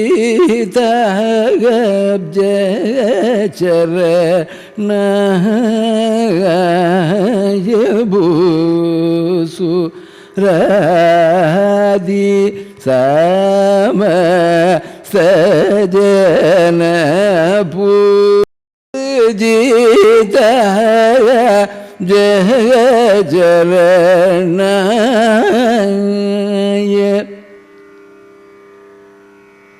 பூசுராதி சமஸ்த ஜன பூஜிதாப்ஜ சரணாய. நான் வந்து டெய்லி குளிச்சுட்டு இதை சாண்ட் பண்ணணும், பாடுறதுக்கு நேரம் இல்லைனாலும் இது சொல்லலாம். ஸ்ரீ சுப்பிரமணியாய நமஸ்தே நமஸ்தே மனசிஜ கோட்டி கோட்டி லாவண்யாய தீன சரண்யாய. இங்கே வந்தோன்னு டக்குன்னு நிற்கும். பூசுராதி சமஸ்த ஜன பூஜிதாப்ஜ சரணாய. உங்களுக்கு இது பாடும்போது தடங்கள் வராது, அது தாளத்தோட ராகத்தோடு இருக்கிறனால வருது. ஸ்லோகமாக சொல்கிறது ரொம்ப கஷ்டம், அனுமார் வால் மாதிரி போகும் சாகித்யம். வாசுகி தக்ஷகாதி சர்ப்பஸ்வரூப தரணாய, ரொம்ப நாள் கஷ்டப்பட்டு தான் அது வந்தது. வாசவாதி சகல தேவ வந்திதாய வரேண்யாய தாசஜன அபீஷ்டப்பிரத, அப்படி போகும். அப்போது மெமரிக்கும் இது நல்லா இருக்கும். இன்றைக்கி ஒரு நல்ல வெல்கம் ட்ரெண்ட் என்னன்னாக்க, எல்லா குழந்தைகளுக்கும் பாட்டு சொல்லித்தரா, டான்ஸ் நிறைய சொல்லி கொடுத்துருந்தாப்போ இப்பயும் இருக்குது. பாட்டு கற்றுக்கிறதுங்கிறது இப்போ ரொம்ப நிறையவே இருக்குது. வாத்தியங்களும் சொல்லிக் கொடுக்குறா. வாத்தியங்கள் சொல்லிக் கொடுக்கும்போது சாகித்யத்துக்கும் இம்பார்ட்டன்ஸ் சொல்லி, அந்த காலத்தில் நாதஸ்வரக்காராள்கிட்ட பாட்டு கற்றுக்க மாட்டா பொதுவாக. ஏன்னா எந்த கீர்த்தனமாக இருந்தாலும் பி பி பி பி பி பின்னு தான் சொல்லிக் கொடுப்பா. அவாட்டும் வேணே இப்படி தான் போயின்னு இருக்கும், சாகித்யமே இருக்காது அப்படின்னு சொல்லுவாள். அது சாதாரணமாக சொல்கிறது. அப்படி பார்த்தா கோட்டு வாத்தியம் சக்கராமராவிட்டு தான் செம்மங்குடி மாமா கற்றுண்டார், வீணை தினமாட்டு தான் எல்லாருமே இப்போ கற்றுண்டா பொதுவாக டீச்சர்ஸ். அதனால் டீச்சர்ஸ் சூஸ் பண்ணும்போது இது மாதிரி கொஞ்சம் சாகித்யம் நல்ல விஷயம் தெரிஞ்சவங்களை பார்த்து சொல்லி தருது. இல்லைன்னா தப்பாகவே கற்றுனுட்டா, நான் நிறைய பார்க்குறேன், அதனால் சொல்கிறேன், ரொம்ப அபத்தமாக இருக்குது. சாதாரண வார்த்தைகள்லாம் அப்பராம பக்தி எந்தோன்னு, அப்பராம பக்தி, இந்த மாதிரிலாம் நிறையா தப்புன்னா கொட்டி கிடக்கிறதுனால மைண்டு வந்து ஆஃப் ஆகிடுறது. சரி ஏதோ பாடிட்டு போ. தமிழ் கீர்த்தங்களையாவது நல்லா பாடுறதுக்குள்ள வழியை நம்ம பண்ணணும். இப்போ ஒரு கீர்த்தனை எடுத்து அனுபவிச்சு பாருங்க, என்ன அழகான பாரு. கடை கண் வைத்தென்னை ஆழமா, கடை கண் வைத்தென்னை ஆழமா, கௌரி ராஜராஜேஸ்வரி கருணாகரி சிவசங்கரி விரி, கடை கண் வைத்தென்னை ஆழமா. ஆழம்மா என்னை ஆழம்மா, வைத்தென்னை ஆழம்மா, கடைக்கண் வைத்தென்னை ஆழம்மா, விரி கடைக்கண் வைத்தென்னை ஆழம். இந்த வார்த்தைகள்லாம் ராமசுவாமி சிவன் இருந்தார். அவர் யாருன்னா மகாவைத்தியநாத சிவனுடைய அண்ணா. மகாவைத்தியநாத சிவன் அவருக்கு 11 வயசுலேயே மகான்னு பட்டம் கிடைச்சிருத்து. அவருடைய புஸ்தகம் இருக்குது, கோமதி சங்கரையர் எழுதின 2 வால்யூம். அது படித்தேன்னா, அவர் ஊரில் இருக்கும்போது, வையச்சேரியில் இருக்கும்போது டெய்லி சாயந்தரம் 4 மணி ஆச்சுன்னா பிரதோஷ காலத்தில் திண்ணைக்கு வந்துடுவாராம். திண்ணைக்கு வந்து தேவாரம் சொல்கிறது, சேக்கிழாருடைய பெரிய புராணம் பிரவச்சனம் தான் அவருடைய மெயின் காலக்ஷேபம். கச்சேரி பண்ணார்னா எப்படி பண்ணுவார்னா, 4 மணிக்கு ஆரம்பிப்பார், கோவிலில் தான் பாடுவார். சபாக்கள்லாம் இப்போ உருவாகின காலம், சபாவில் பாட மாட்டேன்னு சொல்லிட்டார், கோவிலில் தான் பாடுவார். 5:30 மணிக்கு நிறுத்திடுவார். சந்தியாவந்தனம் பண்ணுறவங்க அவங்கவுங்க அந்த மாலை கிரியைகள் எல்லாம் செய்துவிட்டு, மாலை கடன்களை முடித்துவிட்டு திரும்பவும் 6 மணிக்கு ஆரம்பிக்கும். அது என்ன அழகாக இருக்குது பாருங்க. 4 ஐட்டம் தான் பாடுவார். பெரிபோனி வரணும், இல்லைன்னா கல்யாணி வனஜாக்ஷா, அப்புறம் ஒரு வாத்தாப்பி உண்டு. அந்த வாத்தாப்பியில் இவ்வளோ சங்கதி போட்டவர் அவர் தான் சொல்கிறார், மகாவிதிநாத சிவன். அதுக்கப்புறம் நேர பல்லவி, நெரடலான தாளங்கள் எடுத்துப்பார், நிதானமாக நடக்கும். அந்த மகாவைத்தியநாத சிவன் தான் மேளகர்த்தா ராக மாளிகை, நமக்காக மேள ராக மாளிகை பண்ணி கொடுத்துருக்கார். பிரணத ஹர்த்திஹர பிரபோ முரரே, அது பண்ணி கொடுத்தவர் அவர் தான். அவருடைய அண்ணா தான் ராமசுவாமி சிவன். அவர் கச்சேரியை பண்ணதில்லை. தம்பியுடைய வாழ்க்கையில் எந்த தடையும் ஏற்படாமல் அவருடைய சிவ பூஜைக்கு அவருடைய கச்சேரி எங்கெங்கேயோ சமஸ்தானங்கள்லாம் போய் கச்சேரி பண்ணால் அண்ணா இல்லாமல் போக மாட்டார். கணக்கு வழக்கே அவருக்கு தெரியாது. தியாகராஜ சுவாமி வீட்டில் இருந்த மாதிரி அவர் வீட்லேயும் 60க்கு மேற்பட்ட சிஷ்யர்கள் இருந்திருக்கா. அவ்வளோ பேருக்கும் சாப்பாடு போட்டிருக்கார். இதெல்லாம் நடந்திருக்கு, அமோகமாக நடந்திருக்கு, எந்த குறையும் இல்லாமல். அப்போது ராமசுவாமி சிவன் அவர் எப்படின்னாக்க, அவர் போட்ட பாட்டு எதுக்காக சொல்கிறேன்னா, ஒரு ஆதீன தலைவரின் பக்கத்தில் சமபாகமாக சரியாசனம் கொடுத்து அண்ணாவையும் தம்பியும் உட்காந்து வச்சுருந்தாராம். அவ்வளோ மதிப்பு ஆதீனத்துக்கு. அப்போது ஒரு புலவர் வந்தாரா, நான் ஒரு பாட்டு ஒரு நூல் எழுதியிருக்கேன், நீங்கள் கேட்கணும் அப்படின்னோடனே அந்த ஆதீன தலைவர் சொன்னாரா, இவா 2 பேரும் கேட்பா அப்படின்னாலும். இது ஒரு விளையாட்டு. அவர் படித்தாராம் ஒரு 100 செய்யுள். படித்தோடனே ராமசுவாமி இது மகாபைத்தியநாத சிவன் சொன்னாரா, இது நீங்கள் பண்ணினதா, இது எனக்கு முன்னாடி தெரியுமே அப்படின்னாராம். அவருக்கு திடுக்கிட்டு போயிடுது. உடனே இருங்க நான் சொல்கிறேன் அப்படின்னு அந்த 100 செய்யுளையும் இவர் சொன்னாராம். யார்? மகாபைத்தியநாத சிவன். எங்களுக்கு தெரியும், நான் சொன்னேன் இல்லையா, எங்கள் அண்ணாவுக்கும் தெரியும் அப்படின்னு அண்ணாவும் சொல்லிட்டாராம். என்னடா ரகசியம்னா, இவர் ஏகச்சந்த கிராகி, அவர் த்விச்சந்த கிராகி. ஒரு தரம் கேட்டாலே அவருக்கு உள்ளுக்குள்ளே இறங்கிடும், 2 தரம் கேட்டால் இவர் அண்ணாவுக்கு இறங்கிடும். இப்படி ஒரு கதை இது நடந்தது. கோமதி சங்கரையர் எழுதியிருக்கார். அப்படின்னா அவள் எவ்வளோ பெரிய மகான்கள் பாருங்க, எப்படிலாம் இருந்திருக்கா சங்கீதத்தில். அவருக்கு தேவாரம் தான் மூச்சு. சம்ஸ்கிருதத்துலேயும் பெரிய பாண்டித்யம் உடையவர். பாண்டித்யம்னா சாமானிய பாண்டித்யம் இல்லை. அந்த பிரணதார்த்திகார எடுத்து பாருங்க தெரியும். அந்த சம்ஸ்கிருதத்தை மகாபெரிவா ரொம்ப ஸ்லாகிச்சு சொல்லியிருக்கா. அப்படி இருக்கும்பொழுது அந்த ராமசுவாமி சிவன் தமிழில் எப்படி லயிச்சிருக்காருன்னு பார்த்தா, கடைக்கண் அந்த பேகடை கடைக்கண் கடைக்கண் பார்க்குற மாதிரி சங்கதி போடலாம். வைத்தென்னை ஆளம்மா கௌரி ராஜராஜேஸ்வரி கருணாகரி சிவசங்கரி விரி கடைக்கண் வைத்தென்னை ஆளம்மா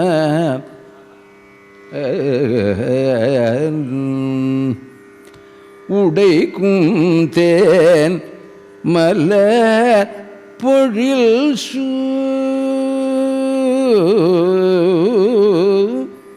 உடைக்கும் தேன் மலர் பொழில் சுள் உம்பர்கள் புகழும் மூம்பர்கள் உலகும் புகழ் முகவையில் அகம் தெளிந்திலங்கு மங்களம் தரும் கடைக்கண் வைத்தென்னை ஆழம். பல தேன் மலர்களை உடைத்ததான தன்னகத்தே கொண்டிருக்கின்ற அந்த அப்படி எடுத்துக்கணும். மீனிங் புரிஞ்சு பாடினா, உம்பர்கள் உலகும் புகழ் உம்பர்கள் உலகும் புகழ் முகவையில் உளம் தெளிந்திலங்கு மங்களம் தரும். இந்த நிறைய பேர் பாடும், இந்த குழந்தைகள்லாம் பாடும்போது சபாபதிக்கு வேறு தெய்வம் சம நம குமா தில்லி. அவளுக்கு அர்த்தத்தை விட அந்த சவுண்டு தான் முக்கியம். சமா நம குமா அடிக்க வராப்புல இருக்கு பாருங்க. சமா நம குமா சந்தோஷமாக பாடின்னு இருக்கும். ஒன்றும் தப்பு இல்லை. அந்த சப்த விசேஷத்துக்கு அப்புறம் தான் அர்த்த விசேஷமே வருது. அதுதான் இங்கே ரகசியம். சாகித்யத்தை அனுபவிக்கிறதுக்கு சப்த விசேஷம் ரொம்ப முக்கியங்கிறதுனால தான் அருணகிரிநாதருக்கு முத்துன்னு எழுதி முத்துன்னு பாடுன்னு அவர் கீர்த்தனமாக பாடல. முத்தை திரு பத்தி திருநகை யத்திக்கிரை சக்தி சரவண. இதை நீ உடைச்சி பார்த்து அர்த்தம் பார்த்தோம்னாக்க ஒரு நாள் ஆகும். அத்திக்கிரை சக்தி சரவண, முத்திக்கு ஒரு வித்து, த சீட் ஃபார் சால்வேஷன்கிறார். முத்திக்கு ஒரு வித்துக்கு ஒரு பரன்னு அப்படி கிடக்குன்னு அடிச்சுன்னு போடுறோம். உள்ளே நிறுத்தினோம்னா அர்த்தம் அவ்வளோ. அந்த மாதிரி அவர் இந்த சப்த விசேஷத்தை முன்னிறுத்தி வச்சு சந்த வசந்தங்களை நமக்கு அந்த தமிழின் வாயிலாக போற்றி இருக்கின்றார். நம்ம சங்கீதத்தில் சாகித்யத்தை அனுபவிக்கணும்னா ஒரு பஞ்சரத்னம் ஒன்று போகிறோம் இந்த ஜென்மத்துக்கு. அதுக்கு அர்த்தம் சொல்லி மாளாது. ஜெகதானந்தகாரகான்னு எடுத்துனோம்னா ஜகத்தையே மையமாக வைத்து பாடினார். அது நான் சமீபத்தில் கூட சொன்னேன். பெரிய பெரிய காப்பியங்கள்லாம் எடுத்துட்டேன்னாக்க அகர முதல எழுத்தெல்லாம் ஆதி பகவன் முதற்றே உலகு. விஷ்ணு சஹஸ்ரநாமம் எடுத்துட்டா விஸ்வம் விஷ்ணு வஷட்காரோ அப்படின்னு விஸ்வம் உலகத்தை பற்றி வருது. உலகம் யாவையும் தாம்புளவாக்கலும் நிலை பொறுத்தலும் நீக்கலும் நீங்களா அழகிலா விளையாட்டுடையாரவர்னு கம்பன் சொல்கிறார்.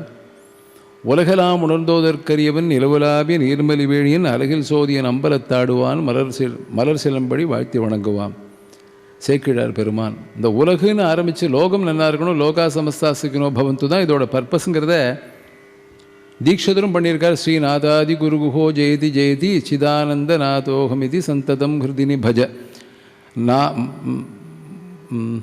நானா பிரபஞ்சன்னு ஆரம்பிக்கிறார். நானா பிரபஞ்ச விசித்திரகரோ நாம ரூப பஞ்சபூதாகரோ. அப்படி பிரபஞ்சத்தை பற்றி தான் பாடுறார். லோகம் நல்லா இருக்கணுங்கிற மாதிரி ஜெகத் ஆனந்தகாரக்கான லோகம் எல்லாம் நல்லா இருக்கணும். அகில ஜெகத் அகில ஜெகத் அப்படின்னு வரும். அகில ஜெகத் ஆனந்தகாரகா. மோகன ராமான்னு வரும்போது ஜெகன்மோகன ராமா அகில ஜெகன்மோகன ராமா அப்படி கொண்டு வந்து சேர்ப்பார். நமக்கு ஆச்சரியமாக இருக்கும். அவளுடைய ப்ராசஸ் எப்படின்னா from that of a creator வருது. நம்ம ரசிகாங்கிற ஆங்கிளில் பார்க்கும்போது it takes a while for us to unfold the layers of the creative genius and also the melodical and meaning wise in depth அப்படி வரும்போது நமக்கு ஆச்சரியமாக இருக்கும். அந்த ஆச்சரியம் அவளுக்கு இல்லைங்கிற சொல்லலாம். பகவான்கிட்ட ஒருத்தர் சொன்னாராம், ஒன்னால் ஒன்றே ஒன்று முடியாது, என்னென்னா உன்னை சரணம் அடைஞ்சவாளை உன்னால் காப்பாற்றாமல் இருக்க முடியாதுன்னாலும். அந்த மாதிரி நமக்கு அந்த கிரியேட்டரோட மூடு ஒரு விதமாக இருந்திருக்கும். எனக்கு அவர் நான் எப்படி போட்டிருக்கேன் பற்றியான்னு சொல்ல மாட்டார். தியாகராஜ சுவாமி நான் என்ன ஒரு கீர்த்தனம் பண்ணிட்டேன் பற்றியா. இன்றைக்கி சில பேர் இருக்கா வித்வான், என்ன தோடி பாடிட்டேன் சார் நான் அப்படின்வா. ரசிக்க வேண்டிதான், இவ்வளோ தூரம் ரசிக்கக்கூடாது. அந்த சந்தோஷம் நமக்கு இருக்குது. ஆஹா சார், நீங்கள் ஒரு தோடி பாடியிருக்கீர்கள் 63லன்னு சொல்ல நம்ம தான் சொல்ல முடியும், பாடுறவர் சொல்ல முடியாது. அந்த அனுபவத்தை நம்ம அடையலாம். அப்படி வரும்போது சில கீர்த்தனங்கள்லாம் தியாகராஜ சுவாமிக்கு அந்த பல்லவியே ஹாண்டிங்காக இருக்குது போல இருக்குது. அனுபல்லவிலையும் அதிலேயே போயிட்டு இருப்பார். மோகன ராம மோகன ராம மோகன ராம மோகன ராம முகஜித் சோம முகஜித் சோம முகஜித சோம இந்திரனை வென்ற முகத்தை உடையவனே.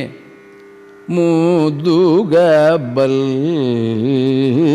குமா முத்துகா பல்குமான அழகாக என்கிட்ட பேச மாட்டியாங்கும்போது அதை போய் முகுதுகான்னு பாட வராது. முதுகா பல்குமா அப்படி கொஞ்சம் பாடணும் தான் ஆசை வரும் இல்லையா. சில இடத்துல அழுத்தமாக பாடணும், அது வேறு விஷயம். சரி, அப்படியே முடிச்சாரா. மோகனராமா முகஜித சோமா முத்துகா பல்குமாங்கிறார். மோகன ராமா அந்த லைனை விட மாட்டேங்க. மோகன ராமா மோகன ராமா மோகன ராமா మొదటిదే ఈవమా మోగన రామ మొదటిదే ఈవమా మోగముపై మోనదియు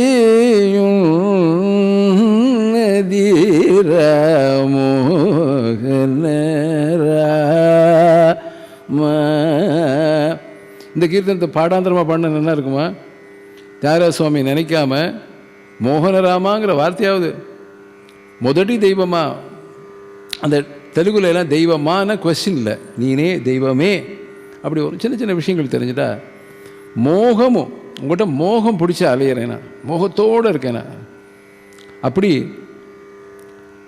சரணத்தில் சொல்கிறார், உன்னோட ருச்சி தெரிஞ்சு எவ்வளோ பேரும் வானவர்கள் எல்லோரும் அவதாரம் எடுத்து வரலையா, உன்னோடே இருக்கணும்னுட்டு அப்படின்னு அழகாக ரசிக்கிறார். ஒவ்வொரு கீர்த்தனத்துலேயும் ஒரு ருச்சி இருக்கும். எல்லோரும் என்ன சொல்கிறோம், இப்போ மியூசிக்கல் ஃபார்ம்ஸ் பற்றி சொல்கிறோம். மோகனத்தில் நன்னுபாலிம்பில் ஒரு மோகனம் பாடியிருக்கார், மோகன ராமாவில் ஒரு மோகனம் பாடியிருக்கார்.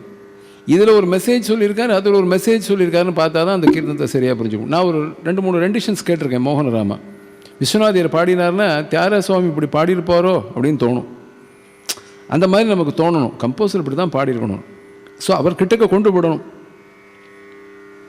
அதுதான் பாரதியார் சொல்கிறார்,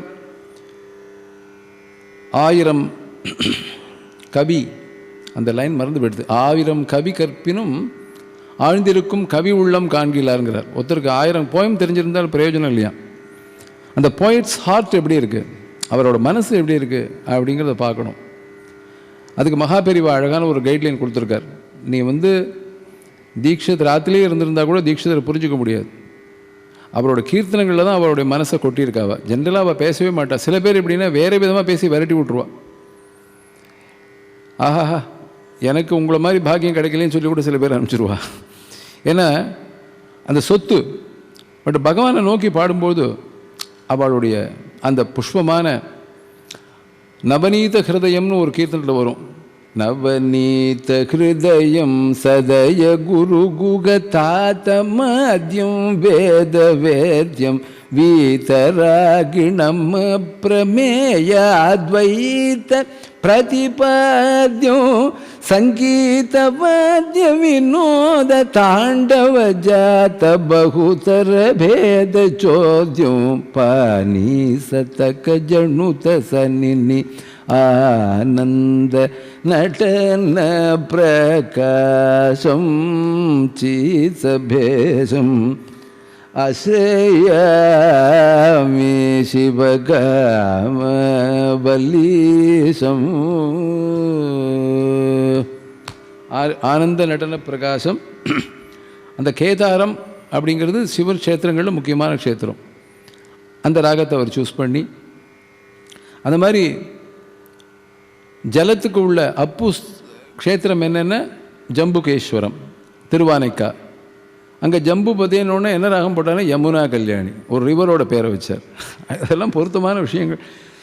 அதனால் நான் வெறுமனை கச்சேரி கேட்டு போவேன்னு சொல்வதில் பிரயோஜனம் இல்லை. இந்த மாதிரியான ரகசியங்கள்லாம் நமக்கு நிறைய கிடைக்கிறதே. எல்லாத்துலேயும் இன்றைக்கி என்ன விஷயம்னு தெரிஞ்சு தான் ஒரு பொருளை வாங்குவேன் அப்படிங்கிறதுல எவ்வளோ பிடிவாதமாக இருக்குமோ, அந்த மாதிரி இதை நான் தெரிஞ்சது தான் கேட்பேன் அப்படின்னு பிடிவாதமாக இருக்கலாம். அது நிச்சயமாக இருக்கலாம் இல்லையா, அப்படின்னு தப்பு இல்லையே. அந்த மாதிரி அந்த கீர்த்தனத்தில் அவர் சொல்கிறார், நவநீத ஹிருதயம். யாருக்கு? பகவானுக்கு நவநீத ஹிருதயம், வெண்ண மாதிரி இருக்குது. அதே சமயத்தில் நவநீத சோரன் அப்படின்னு கிருஷ்ணனை சொல்கிறோம்.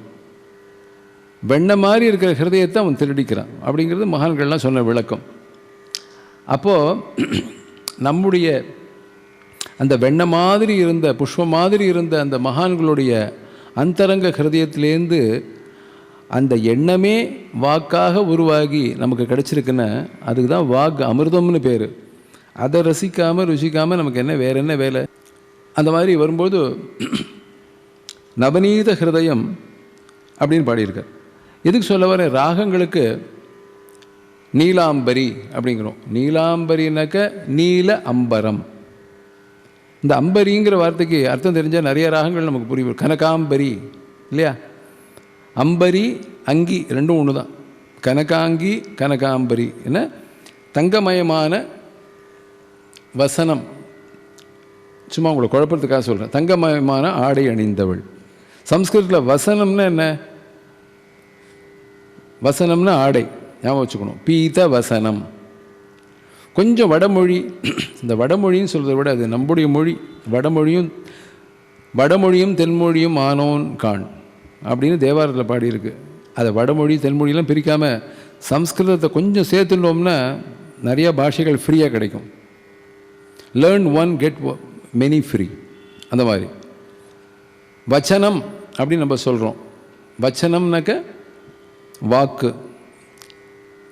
ஒரு பழைய வச்சனம் சொல்லுவாங்க அப்படின்னு சொல்லுவாள். அப்படின்னா பழமொழி. ஒன்றும் இல்லை, இந்த சொல் பொருள் அப்படின்னு சொன்னேன் பாருங்கள். இந்த நார்த் ஆர்காட் பக்கத்துலாம் போனீங்கன்னா சாதாரணமாக இருக்கிறவா சொல்லுவாள், கடைக்கு போய் பதார்த்தம் வாங்கியாந்தேன்வா. தெரியுமா? பதார்த்தம் கேள்விப்பட்டிருப்பேன். பதார்த்தம் வாங்கியாந்தேன். பத அர்த்தம் அவளுக்கு தெரிஞ்சிருக்கு. சொல்லும் பொருளையும் பிரிக்க முடியாது. அந்த மாதிரி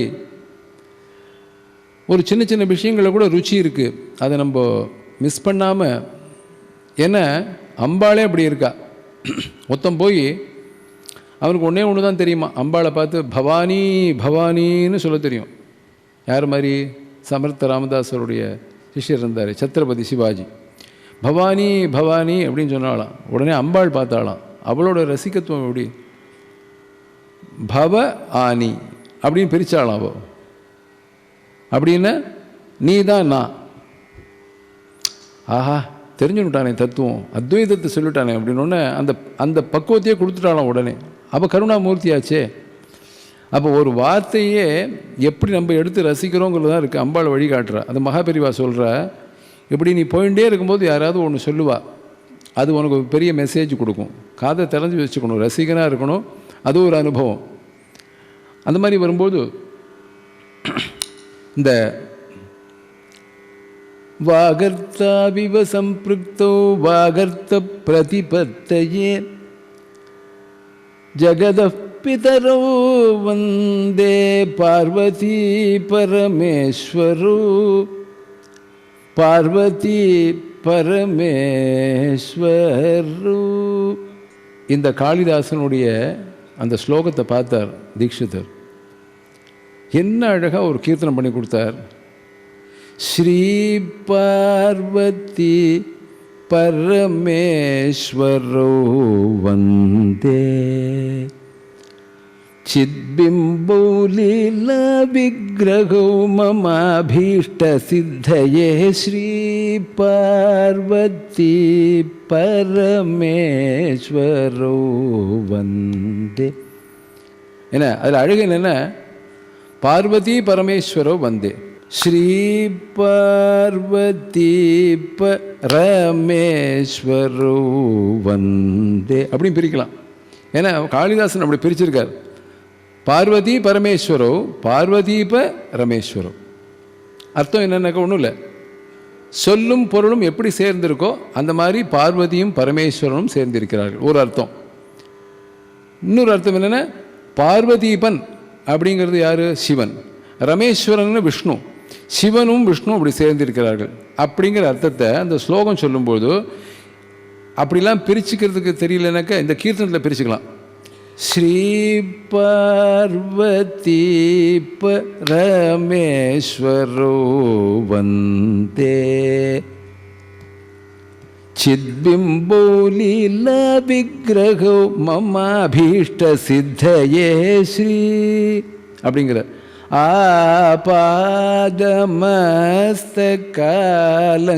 ஆபாதமஸ்தகாலங்காரோ ஆதிமத்யாந்த ரஹிதகாரோ சோபான மார்க முக்கியாதாரோ சுகப்பிரதோ கந்தரசதாரோ அப்படி போகிறது. சோபான மார்க்கம் ஸ்வராட்சரம். சரியா? சங்கீதத்தில் ஸ்வராட்சரம்னு ஒன்று இருக்கு. அதை ரசிக்கணும்னா சாகித்யம் தெரிய வேண்டாமா? சபத்னி மாதயோ சுருச்சி கர்ணசூலமைன மாடலு வீணுல சுருகன தாழக ஸ்ரீஹரி ಧ್ಯಾನ್ಯೂಜಿ ಸುಖಿಯೋ ಬಗರೆ ನಾಯಡು ಕನಗನ ರೋಜಿ ಕನಗವ கனக வசன அங்கே வருது பாருங்க, காங்கேய வசனதர. அப்போது சபத்னி சாபத்னி அப்படின்னாக்கா மாற்றான் தாய். மாற்றான் தாய் யார்? சுருச்சி. அவள் பேர் சொன்னோடனே வந்துடுத்து. சாபத்னி மாதா. அந்த சுருச்சி துருவனை ரொம்ப திட்டுறா. ஏன்னா அவள் ஒரிஜினல் முதல் மனைவியோட பிள்ளைய எப்பயுமே மாற்றாந்தாய் திட்டுவாள்னு ஒரு கதை உண்டு. தாங்க முடியாமல் திட்டுறாளாம். எப்படி இருக்கான்னா, கர்ணசூலமைன மாட்டை காதில் ஒரு சூலத்தை பாய்ச்சினா எப்படி இருக்கும்? காய்ச்சின சூலத்தை காதில் பாய்ச்சிருதுன்னுவா. அப்படிலாம் யாரும் பண்ணுறதில்ல. அவ்வளோ கஷ்டமான வார்த்தைகளை தாங்க முடியாமல் ஸ்ரீஹரியை தியானித்து சுகம் அடையவில்லையா? அப்படிப்பட்ட ஹரியே உன்னை பார்க்குற காண காண இன்பமடா. கன ருச்சிரான காண இன்பமட. அவ்வளோதான். இந்த மாதிரி தெரிஞ்சுக்கலாம். ఎందరో మహానుభావులు அப்படின்னா இப்போல்லாம் ரொம்ப ஸ்பஷ்டமாக ரொம்ப மரியாதை ఎందరో மகானுபாவுలు மகா தப்பு. ఎందరோ மகானுபாவுలు நிறைய சொல்கிறா. ఎందరோ மகானுபாவுలు உடனே ఎందరோ அப்படின்னு கேட்குறா. உடனே இப்படி பிரச்சனை போயிடுது. எத்தனை மகானுபாவர்கள் அத்தனை பேர்க்கும் வந்தனமோ அப்படி புரிஞ்சுக்கலாம். எத்தனை மகானுபாவர், எந்தரோ மகானுபாவர் அப்படி சொல்லி பார்த்தா தான் சந்துரு வர்ணுனி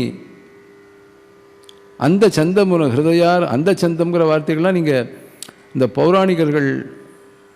புராணங்களை பற்றி பேசும்போது அந்த சந்தம்னு ரொம்ப அழகான வார்த்தை அது. சந்துரு வர்ணுனி அந்த சந்திர வர்ணனான ராமனை அவனுடைய அழகினை ஹிருதயார விந்தமுன ஜூச்சி, ஹிருதயங்கிற அரவிந்தம் தாமரையில் வச்சுட்டு ஜூச்சி யார் அனவரதமும் சிந்திக்கிறாளோ அந்த மகானுபாவருக்கு நமஸ்காரம். அப்போ அந்த அர்த்தத்தை பார்த்து கொஞ்சம் உருகி அந்த ஒரு கவிதை நடையில் உணர்ச்சி பெருக்கு நம்ம சொல்லும்போது கீர்த்தனை கேட்கும்போது மனசில் புல்லரிக்கும். இந்த நான் நிறையா தூரம் ஆடியன்ஸில் உட்காந்து பார்ப்பேன். ஆடியன்ஸில் உட்காந்து பார்க்கும்போது ஏதோ ஒரு வித்தியாசம் இருக்கே அப்படின்ட்டு. எல்லோரும் என்ன சொல்கிறா, அந்த பாடகர் என்ன பாவத்தை கன்வே பண்ணுறாரோ அது போய் ரீச் ஆகுதுங்கிறார். அது எப்பயுமே நடக்கிறது இல்லை. அது என்ன காரணம் இல்லை, மேடையோட அமைப்பாக நிறைய ஃபேக்டர்ஸ் இருக்குது. அதை பற்றி தெரிஞ்சுக்கணும்னு பார்க்குறேன் அனுபவத்து மூலம். பட் ஆனால் கேட்பவர்களுக்கு அந்த அர்த்தம் நிறைய தெரிஞ்சுருத்துனாக்க பாடுபவர்கள் அர்த்தம் தெரியாமல் பாடினா கூட கேட்பவர்களுக்கு கூஸ் பம்ப்ஸ் வந்துடும். ஏன்னா அவள் அந்தந்த உலகத்தில் இருக்காளே. அது வைசி வருஷாவும் இருக்குது. நான் அப்படியே தியாகராஜன் நினச்சி உருகி பாடினாலும் கேட்குறவன் கல்லாக கேட்டுருந்தானாக்கா அவளுக்கு அந்த மனசில் அந்த எஃபெக்ட் வரதில்லை. ஓரளவுக்கு தான் வரும் இல்லையா? அதுக்கு தான் தியாகராஜ சுவாமி சொல்கிறார், நீ பஜன கான ரசிகுலனே நெந்து கான ரமணி, நீ பஜன கான ரசிகுல நேனு எந்து கானரா, உன்னுடைய பஜனை கானம் யாராவது பாடின்னு இருக்கானே அதை உண்மையாக ரசிக்கக்கூடிய ரசிகனை நான் எங்கே பார்க்க போகிறேன். இதான் பல்லவி. இதுக்கு ஒரு கீர்த்தனை பாடணுமா? அவ்வளோ முக்கியம்னு அவர் நினைக்கிறதுனால அப்படி பாடுறார். நீ பஜன கான ரசிகுல நேனு எந்து கானரா. சரி, பாடுறவன் எப்படி பாடணும் அப்படின்னா அதுக்கு 2-3 கீர்த்தனை பாடியிருக்கார். భజన సేయు మార్గమును చూపవే సద్భజన సేయు మార్గమును చూపవే సద్భజన సేయు మార్గమును చూపవే పరమ భాగవత భాగదేయ సద్భజన సేయు మార్గమును చూపవే. நாராயணிங்கிற ராகத்தில் போகிற போக்கில் அப்படியே ஒரு புது ராகத்தில் அப்படி புது விஷயத்தை சொல்லிட்டு போயிடுவார். ஆனால் அது என்றைக்கும் இருக்கும். என்ன சொல்கிறாருன்னா, எப்படி உன்னை கிரமமாக பாடணுங்கிற அந்த மார்க்கத்தை எனக்கு சொல்லிக் கொடுங்குறார் ராமாங்கிறார். பாடுறவன் செய்பவன் தெரிஞ்சு கொள்ள வேண்டிய முக்கியமான விஷயம் இது. ரசிகன் தெரிஞ்சுக்க வேண்டியது நம்ம எப்படி ரசிக்கணுங்க. இது ரெண்டுமே இந்த சாகித்ய அனுபவம் கிடைச்சாதான் முழுமை கிடைக்குமே தவிர 2 பேருக்கும் ரேப்போ இல்லைன்னா இந்த ராகத்தையே எதிர்பார்த்துன்னு ரெஸ்ட்லெஸ் ஆகிடுவோம். இப்போ நாகம் பசாமி வைகுண்டே அப்படின்னோடனே இவனுக்கு அர்த்தம் தெரியாதவனுக்கு என்ன சார் அடுத்த சங்கதி உனக்காக நான் கஷ்டப்பட முடியுமா? நம்ம ஒழுங்காக தானே இப்போ பில்டப் பண்ண முடியும். அதுக்குள்ளே உனக்கு என்ன அவசரம்? ஏன்னா உனக்கு சாகித்யத்தில் ஆசை இல்லை. நாகம்பசாமி வைகுண்டே, நான் வைகுண்டத்தில் இல்லை பகவான் சொல்கிறார் அப்படின்னு கொஞ்சமாவது கேட்டிருந்தா ஆஹா அந்த அவர் ஏதோ ஒரு அர்த்தத்தை சொல்கிறாரு, கொஞ்சம் பொறுமையே இருக்காமல் போயிடும். சாகித்யத்தை கேட்காம வெறும் சங்கீதத்தை மட்டுமே ரசிக்கிறவனுக்கு பொறுமை இருக்காது, சந்தேகமே வேண்டாம். நம்ம நேராக பார்க்குறோமே நிறைய பேரை. அதனால் இது ரெண்டும் கலந்து தான் சங்கீதங்கிறது ஒரு ஸ்டேஜ்லேயாவது அந்த முடிவுக்கு வரணும். அப்போ தான் அந்த ரசனை ஒரு முழுமையை அடைகிறது அப்படிங்கிற ஒரு தத்துவத்தை இந்த கீர்த்தனத்தில் சொல்லியிருக்கேன். அதே மாதிரி எப்படி சங்கீதம் கேட்கணும் அப்படிங்கிறது இன்னொரு கீர்த்தனம் இருக்குது கல்யாணியில். ஏன்னா அவர் சொல்கிறார், சங்கீதங்கிறது நீ நினச்சிட்டு இருக்கிற மாதிரி இல்லை, அது ரொம்ப ஆழமான விஷயம். நாத பிரணவ சப்தஸ்வர ವೇದವರ್ಣ ಶಾಸ್ತ್ರ ಪುರಾಣದು ಚತುಷ್ಷಷ್ಟಿಗಳಲ பேத முகலிகே. பேதமுன்னு தெரியும், பேதம் பார்க்காத. எதில் பேதம் பண்ணுறான்? நாத பிரணவ சப்தஸ்வர வேத வர்ண சாஸ்திர புராணாதிகள். இது ஒன்று ஒன்றும் வெவ்வேறே நினச்சிட்டு இருக்காத. நாதம் வேறு, சப்தஸ்வரம் வேறு, சங்கீதம் வேறு, கச்சேரி வேறு, சாகித்யம் வேறு, மகான்கள் வேறு, வாக்கு வேறு, இது வேறு அப்படின்னு சொல்லிட்டு பேதம் கற்பிச்சுட்டு இது வேறு அது வேறு, இது பிடிக்கும் அது பிடிக்காதுன்னு சொல்லாது. எல்லாமே ஒரே சித்தாந்தம் தான். அவ்வளவும் அடங்கிறது தான் சங்கீதம். அதான் அவரோட சித்தாந்தம். நாத பிரணவ சப்தஸ்வர வேத வர்ண சாஸ்திர புராணாது சதுஷ்ஷஷ்டிகளல 64 கலைகளும் இதில் அடக்கண்டா. இதில் போய் பேத முகலிகே பேதம் பாராட்டாத. ஏன்னா உனக்கு பெறுதற்கு அரிதான இந்த பிறவி கிடைச்சிருக்கு. மோதகர சரீரமெத்தி ஆனந்தத்தை பெறுவதற்காக, ஆனந்தத்தை அடைவதற்காக கொடுக்கப்பட்ட அந்த சரீரத்தை எடுத்து மோதகர சரீரமெத்தி முக்தி மார்க்கமுனு தெளியனி வாதத்தற்க மேல. மோதகர சரீரமெத்தி முக்தி மார்க்கமுன்னு தெளியனி வாத தர்க்கமும் ஏல. ஏண்டா வாதம் தர்க்கம் பண்ணுற? பண்ணாத. அதெல்லாம் தாண்டி ஆனந்தத்தை, பேரானந்தத்தை, பிரம்மானந்தத்தை தெரிந்து கொள்வதற்காக தியாகராஜன் தெரிந்து கொண்ட மார்க்கத்தை பின்பற்றி சென்று வெற்றி அடைவாயாக மனமே. அதுதான் அவருடைய மெசேஜ். இன்னொரு இடத்த சொல்கிறார், இந்த பிரம்மானந்தம் அப்படிங்கிறது வந்தோடனே இந்த கவிகள்லாம் சாதுரியமாக வாக்கு போடுவா. நீ மேனு நாம வைபவம் புலனுனி பராக்கிரம தைரியமுல சாந்த மானச முனி புலனு வச்சன சத்ய பரம பாகவதமோ நிவர சசி விபாகர சனக சனந்தன திகீஷ சுர கிம் புருஷ கனக கசிபு சுத நாரத தும்புரு. இப்படி கேண்டே வந்து எல்லாரும் புரிய ஒரு லிஸ்ட்டு கொடுக்குறார். யாரெல்லாம் பாகவதா? பவன சூனு பால பவன சூனு பால சந்திரதர சுக சரோஜ பவ பூசுரவருలు పరమ పావనులు గనులు శాశ్వతులు కమల భవ సుఖము సదానుభవులు గయందరో. கமல பவ சுகமு சதானுபவுலு காக்க. பிரம்மானந்தம் அப்படின்னு நேர சொன்னால் போகிறதா? இவ்வளோ பெரிய பாட்டு போட்டுருக்க. நடுவில் அந்த கவியோட ஹிருதயம் ரசிக்கணும். கமலன்னு என்ன? தாமரை. பவனா உதிக்கிறது. தாமரையில் உதித்தவன் யாரு? பிரம்மா. கமல பவ சுகமுன்னு என்ன? பிரம்மாவின் சுகம். பிரம்மானந்தத்தை அனுபவிப்பவர்கள் யாரோன்னு டைரக்டாக போடல. கமல பவ சுகமு சதானுபவுலு கயந்தரோ. அது ஒரு கவி நயம், ரசிக்க வேண்டிய விஷயம். யாரோ மகாபெரிவாள்கிட்ட போகிறா, பெரிய வித்வான்கள்லாம் போய் ஒரு கீர்த்தனத்தில் யாந்த பாந்த நிஷாந்தன்னு வருது. அது ஒரு கீர்த்தனத்தில் வருது. அதுக்கு என்ன அர்த்தம் புரியல. நேரம் யாராட்டிலுமோ கேட்டுக்கணும். யாந்த பாந்த நிஷாந்தன் ரொம்ப சிம்பிள். யாக்கு அடுத்தது ரா, சம்ஸ்கிருத்தில் யாக்கு அப்புறம் ரா, பாக்கு அப்புறம் மா, பாப பா பா ம, ராம. நிஷாந்தன சந்திர, ராமச்சந்திராங்கிறத அப்படி போட்டிருக்காரு. தியாகராஜ சுவாமி எப்பேற்பட்ட கவிஞர். இதெல்லாம் விட்டுவிட்டோ நொட்டேஷன் கொடுங்க சுவாமி, நீங்கள் என்ன வேணால் பாட்டு போட்டுங்க அப்படின்னு அவர்கிட்டயே போய் சொல்கிற மாதிரி இருக்கு. அப்படி கிடையாது, ரொம்ப விஷயம் இருக்குது. அதனால் அவளுடைய பன்முக புலமை நமக்கு புலப்பட வேண்டுமென்றால் அந்த மொழி அறிவினால் ஏற்படக்கூடிய சாகித்ய அனுபவங்களை உள்வாங்கி அந்த முறையிலே அணுகும்பொழுதுதான் நமக்கு அந்த ஆழ்மையான அர்த்தங்கள் புலப்படுகின்றன. இப்போது ராமா நீ பெய் தனகோ, அங்கே என்ன சொல்கிறார்? ராமா நீ பெய் தனகோ. ராமா உருகாது, நெஞ்சமும் உருகிடும். ராமா நீ பெய் தனகோ, ராமா நீ பெய் தனகோ. அந்த ராகத்துக்கும் இந்த சாகித்யத்தையும் பார்த்தோம்னாக்க இந்த ராகத்துக்கு என்ன ரசம் பொருந்துன்னு புரிஞ்சு போயிடும். கேதாரத்துக்கு என்ன ரசம்னு சொல்கிறார் பாருங்க.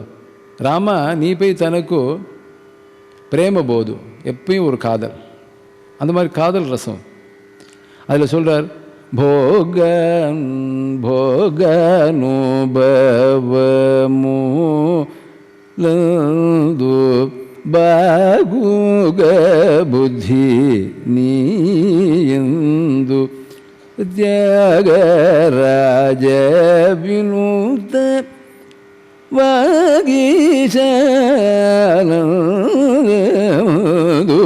வாகீசூரமணி பேதனகு பிரேம போது சீதரமணி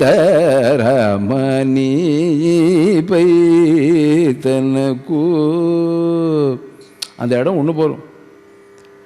நம்ம நாட்டோட பழம் கலாச்சாரத்தோட ஒரு பெருமையை அந்த ஒரு காந்தாரம் காட்டி கொடுத்துரும்.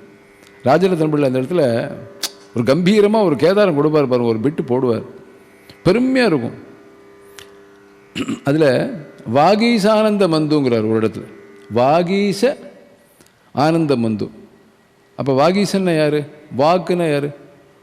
வாக்குக்கு தலைவி யார்? சரஸ்வதி. வாகீசன்னா பிரம்மா, வாகீசானந்தம் பிரம்மானந்தம். அங்கே அப்படி வருது. இப்படி தோண்ட தோண்ட புது புது விஷயங்கள் கிடைச்சிட்டே இருக்கும். என்ன இந்த சந்தர்ப்பத்தில் I am extremely thankful to Shri Neyveli Santhana Gopalan sir for that enlightening and illuminating lecture on that subject of Sahitya Anubhava. Ellarum, I would appreciate it if you give a big round of applause. Thank you. Thank you for that. ஒரு நல்ல லெக்டமுக்கு இவ்வளோ கூட்டம், இவ்வளோ ரசிகர்கள் வந்திருக்கிறது உங்கள் முத்ராவுடைய வெற்றி. நீங்கள் எவ்வளோ கஷ்டப்பட்டு இந்த மாதிரி ஒரு ரசிகாலை சேர்த்துருக்கேன்னு பெருமையாக இருக்குது எனக்கு உங்களை பார்த்தா. சந்தோஷம்.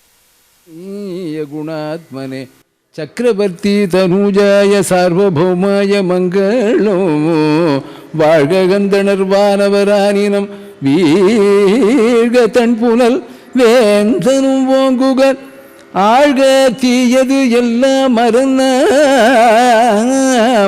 சூழ்க வையகமும் துயர் தீர்கவே வையகமும் துயர் தீர்கவே ஹரே